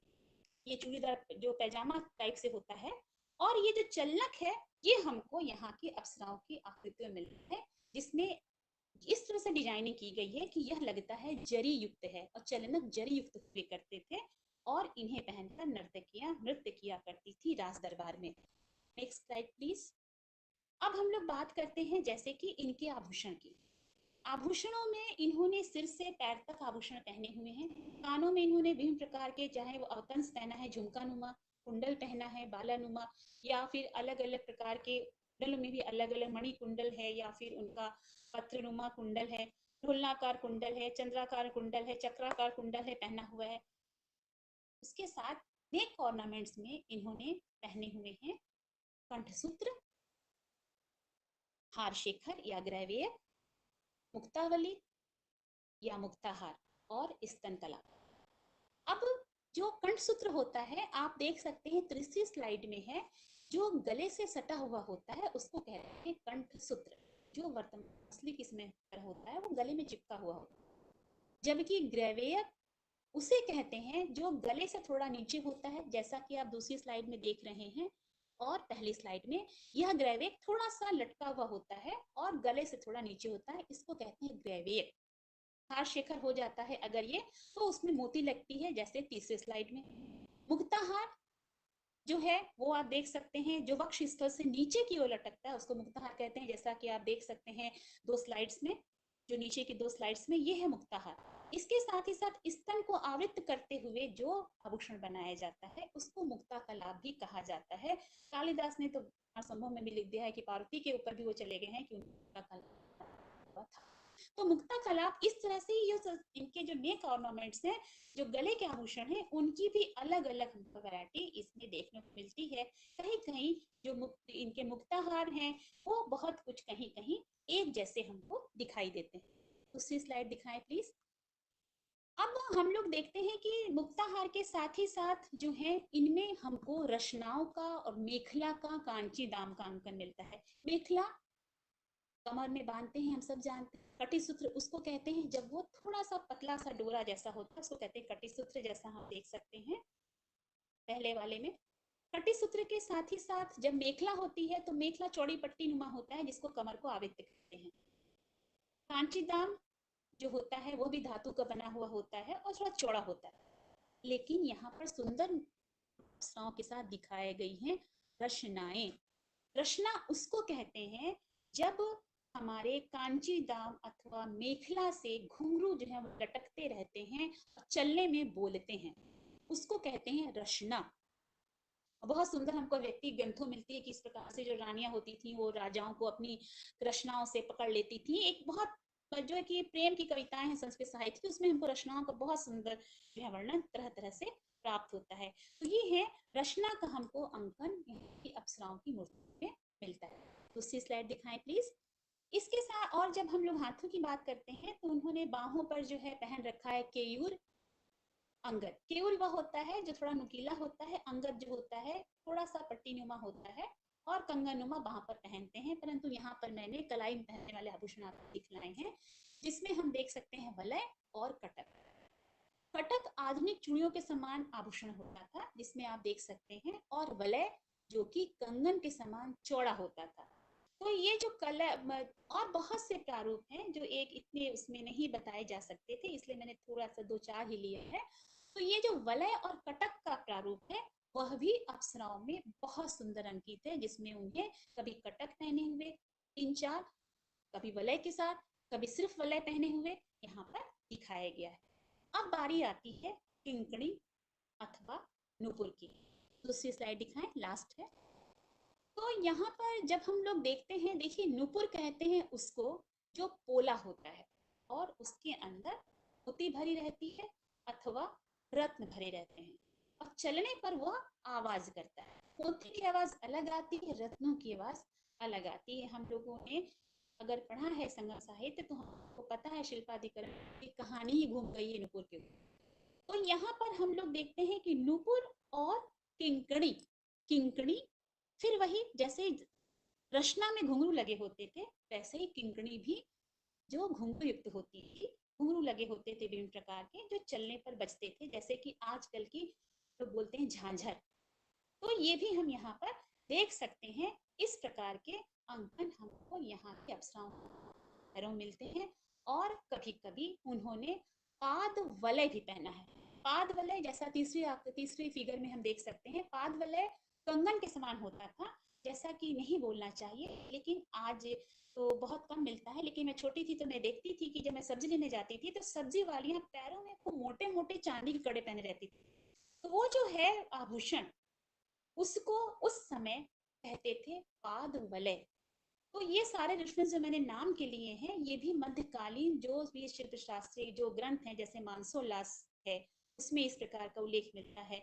तो मैंने हर शरीर से लेकर के कालिदास से लेकर के मानसोल्लास तक जो नाम दिए गए हैं, इनके अमर कोश है, इनमें जो नाम दिए गए हैं आभूषणों के, उन्हीं आभूषणों के आधार पर मैंने इस यहाँ पर इन की चर्चा आपके सामने की है। तो बहुत बहुत आपको दूसरी स्लाइड दिखा दें कि अब देख सकते हैं आप लोग कि किस प्रकार से जो है ये चीजें यहाँ पर खजुराहो में हैं। और खजुराहो सिर्फ काम शिल्प के लिए नहीं है, खजुराहो में देवी देवताओं के अंकन के साथ हमें यहाँ अप्सराओं के अत्यंत आकर्षक अंकन मिलते हैं। कॉमन लाइफ का तो अंकन यहाँ है ही है, चाहे आलंकारिक अभिप्राय हो, कॉमन लाइफ हो, बहुत सुंदर उद्दाम अंकन हमको खजुराहो मिलता है। लेकिन यहाँ अप्सराओं का जो अंकन मिलता है वह हमें अन्य कहीं नहीं मिलता। 4.5-5 फीट की ऊंची ये भी आकृति छरहरी मुस्कुराती कुछ कहती हुई भावभंग मूवमेंट में चलती हुई, ये आकृतियां अपने सौंदर्य के द्वारा किसी को भी आकर्षित करने के तैयार हैं, जिन पर कि नए ढंग से बहुत बहुत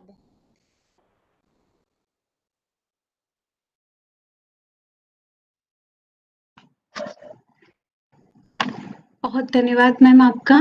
आपने बहुत ही सुंदर लेक्चर दिया खजुराहो के शिल्प और सौंदर्य शास्त्र पर। I would also like to thank Amrita Sarkar ma'am. Amrita ma'am is there.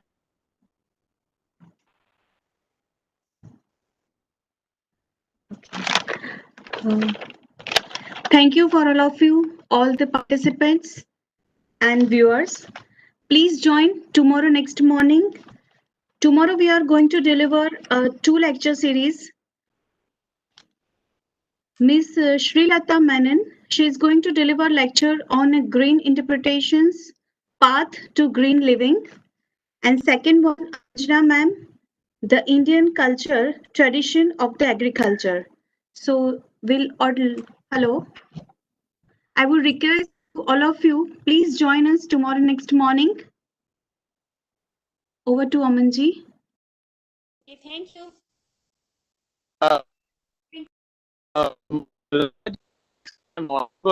So before am I audible for the guest?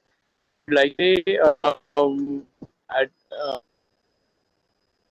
Ma'am Professor Abha Pathak that she made really a very wonderful presentation. So in web that I watched from the uh, to tour to from the Chalnak to Mukta to Kangan, I think I exactly don't remember क्या उन्होंने बताया, पर वो जो भी बताया सुंदर था, शिल्प में हथकड़ी, पहले ढेर सारी चीज। तो ये हूँ कि है के लिए इसका ज्ञान बहुत समृद्ध हुआ मिश्रा आभा पाठक के प्रेजेंटेशन के साथ। तो मुझे लगा हम नहीं किया, तो हम भी एक धन्यवाद करें और उम्मीद करें कि इसी तरह और अच्छा टॉपिक मैम लेकर के आए नेक्स्ट टाइम ऑनवर्ड भी खाली। अब हम इंतजार करेंगे।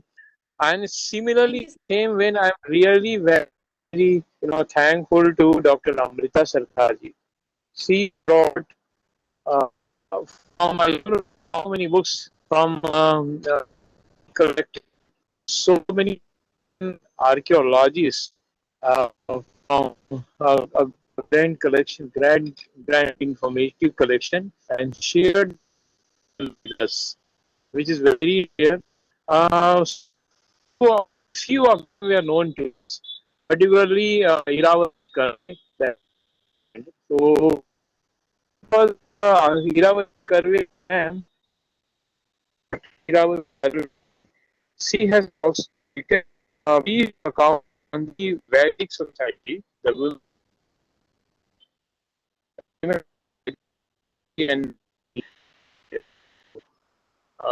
how the ethics were given in the Vedic society, as we do. And a couple of other archaeologists from the Europe and Africa, those who worked in Africa. So these are, the talks are uh, worth being heard as a document, a live document, referenceable one that researchers and the common audience may like to refer to. I be videos themselves there with the uh, and read of our. So they all I really got moved by Dr. Amit madam Mahapar ji का इतना से thank आप लोग कार्यक्रम को आगे बढ़ाएं।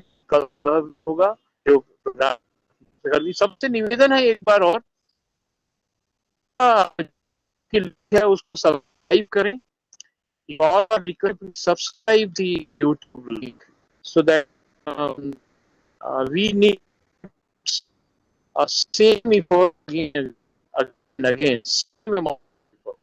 So thank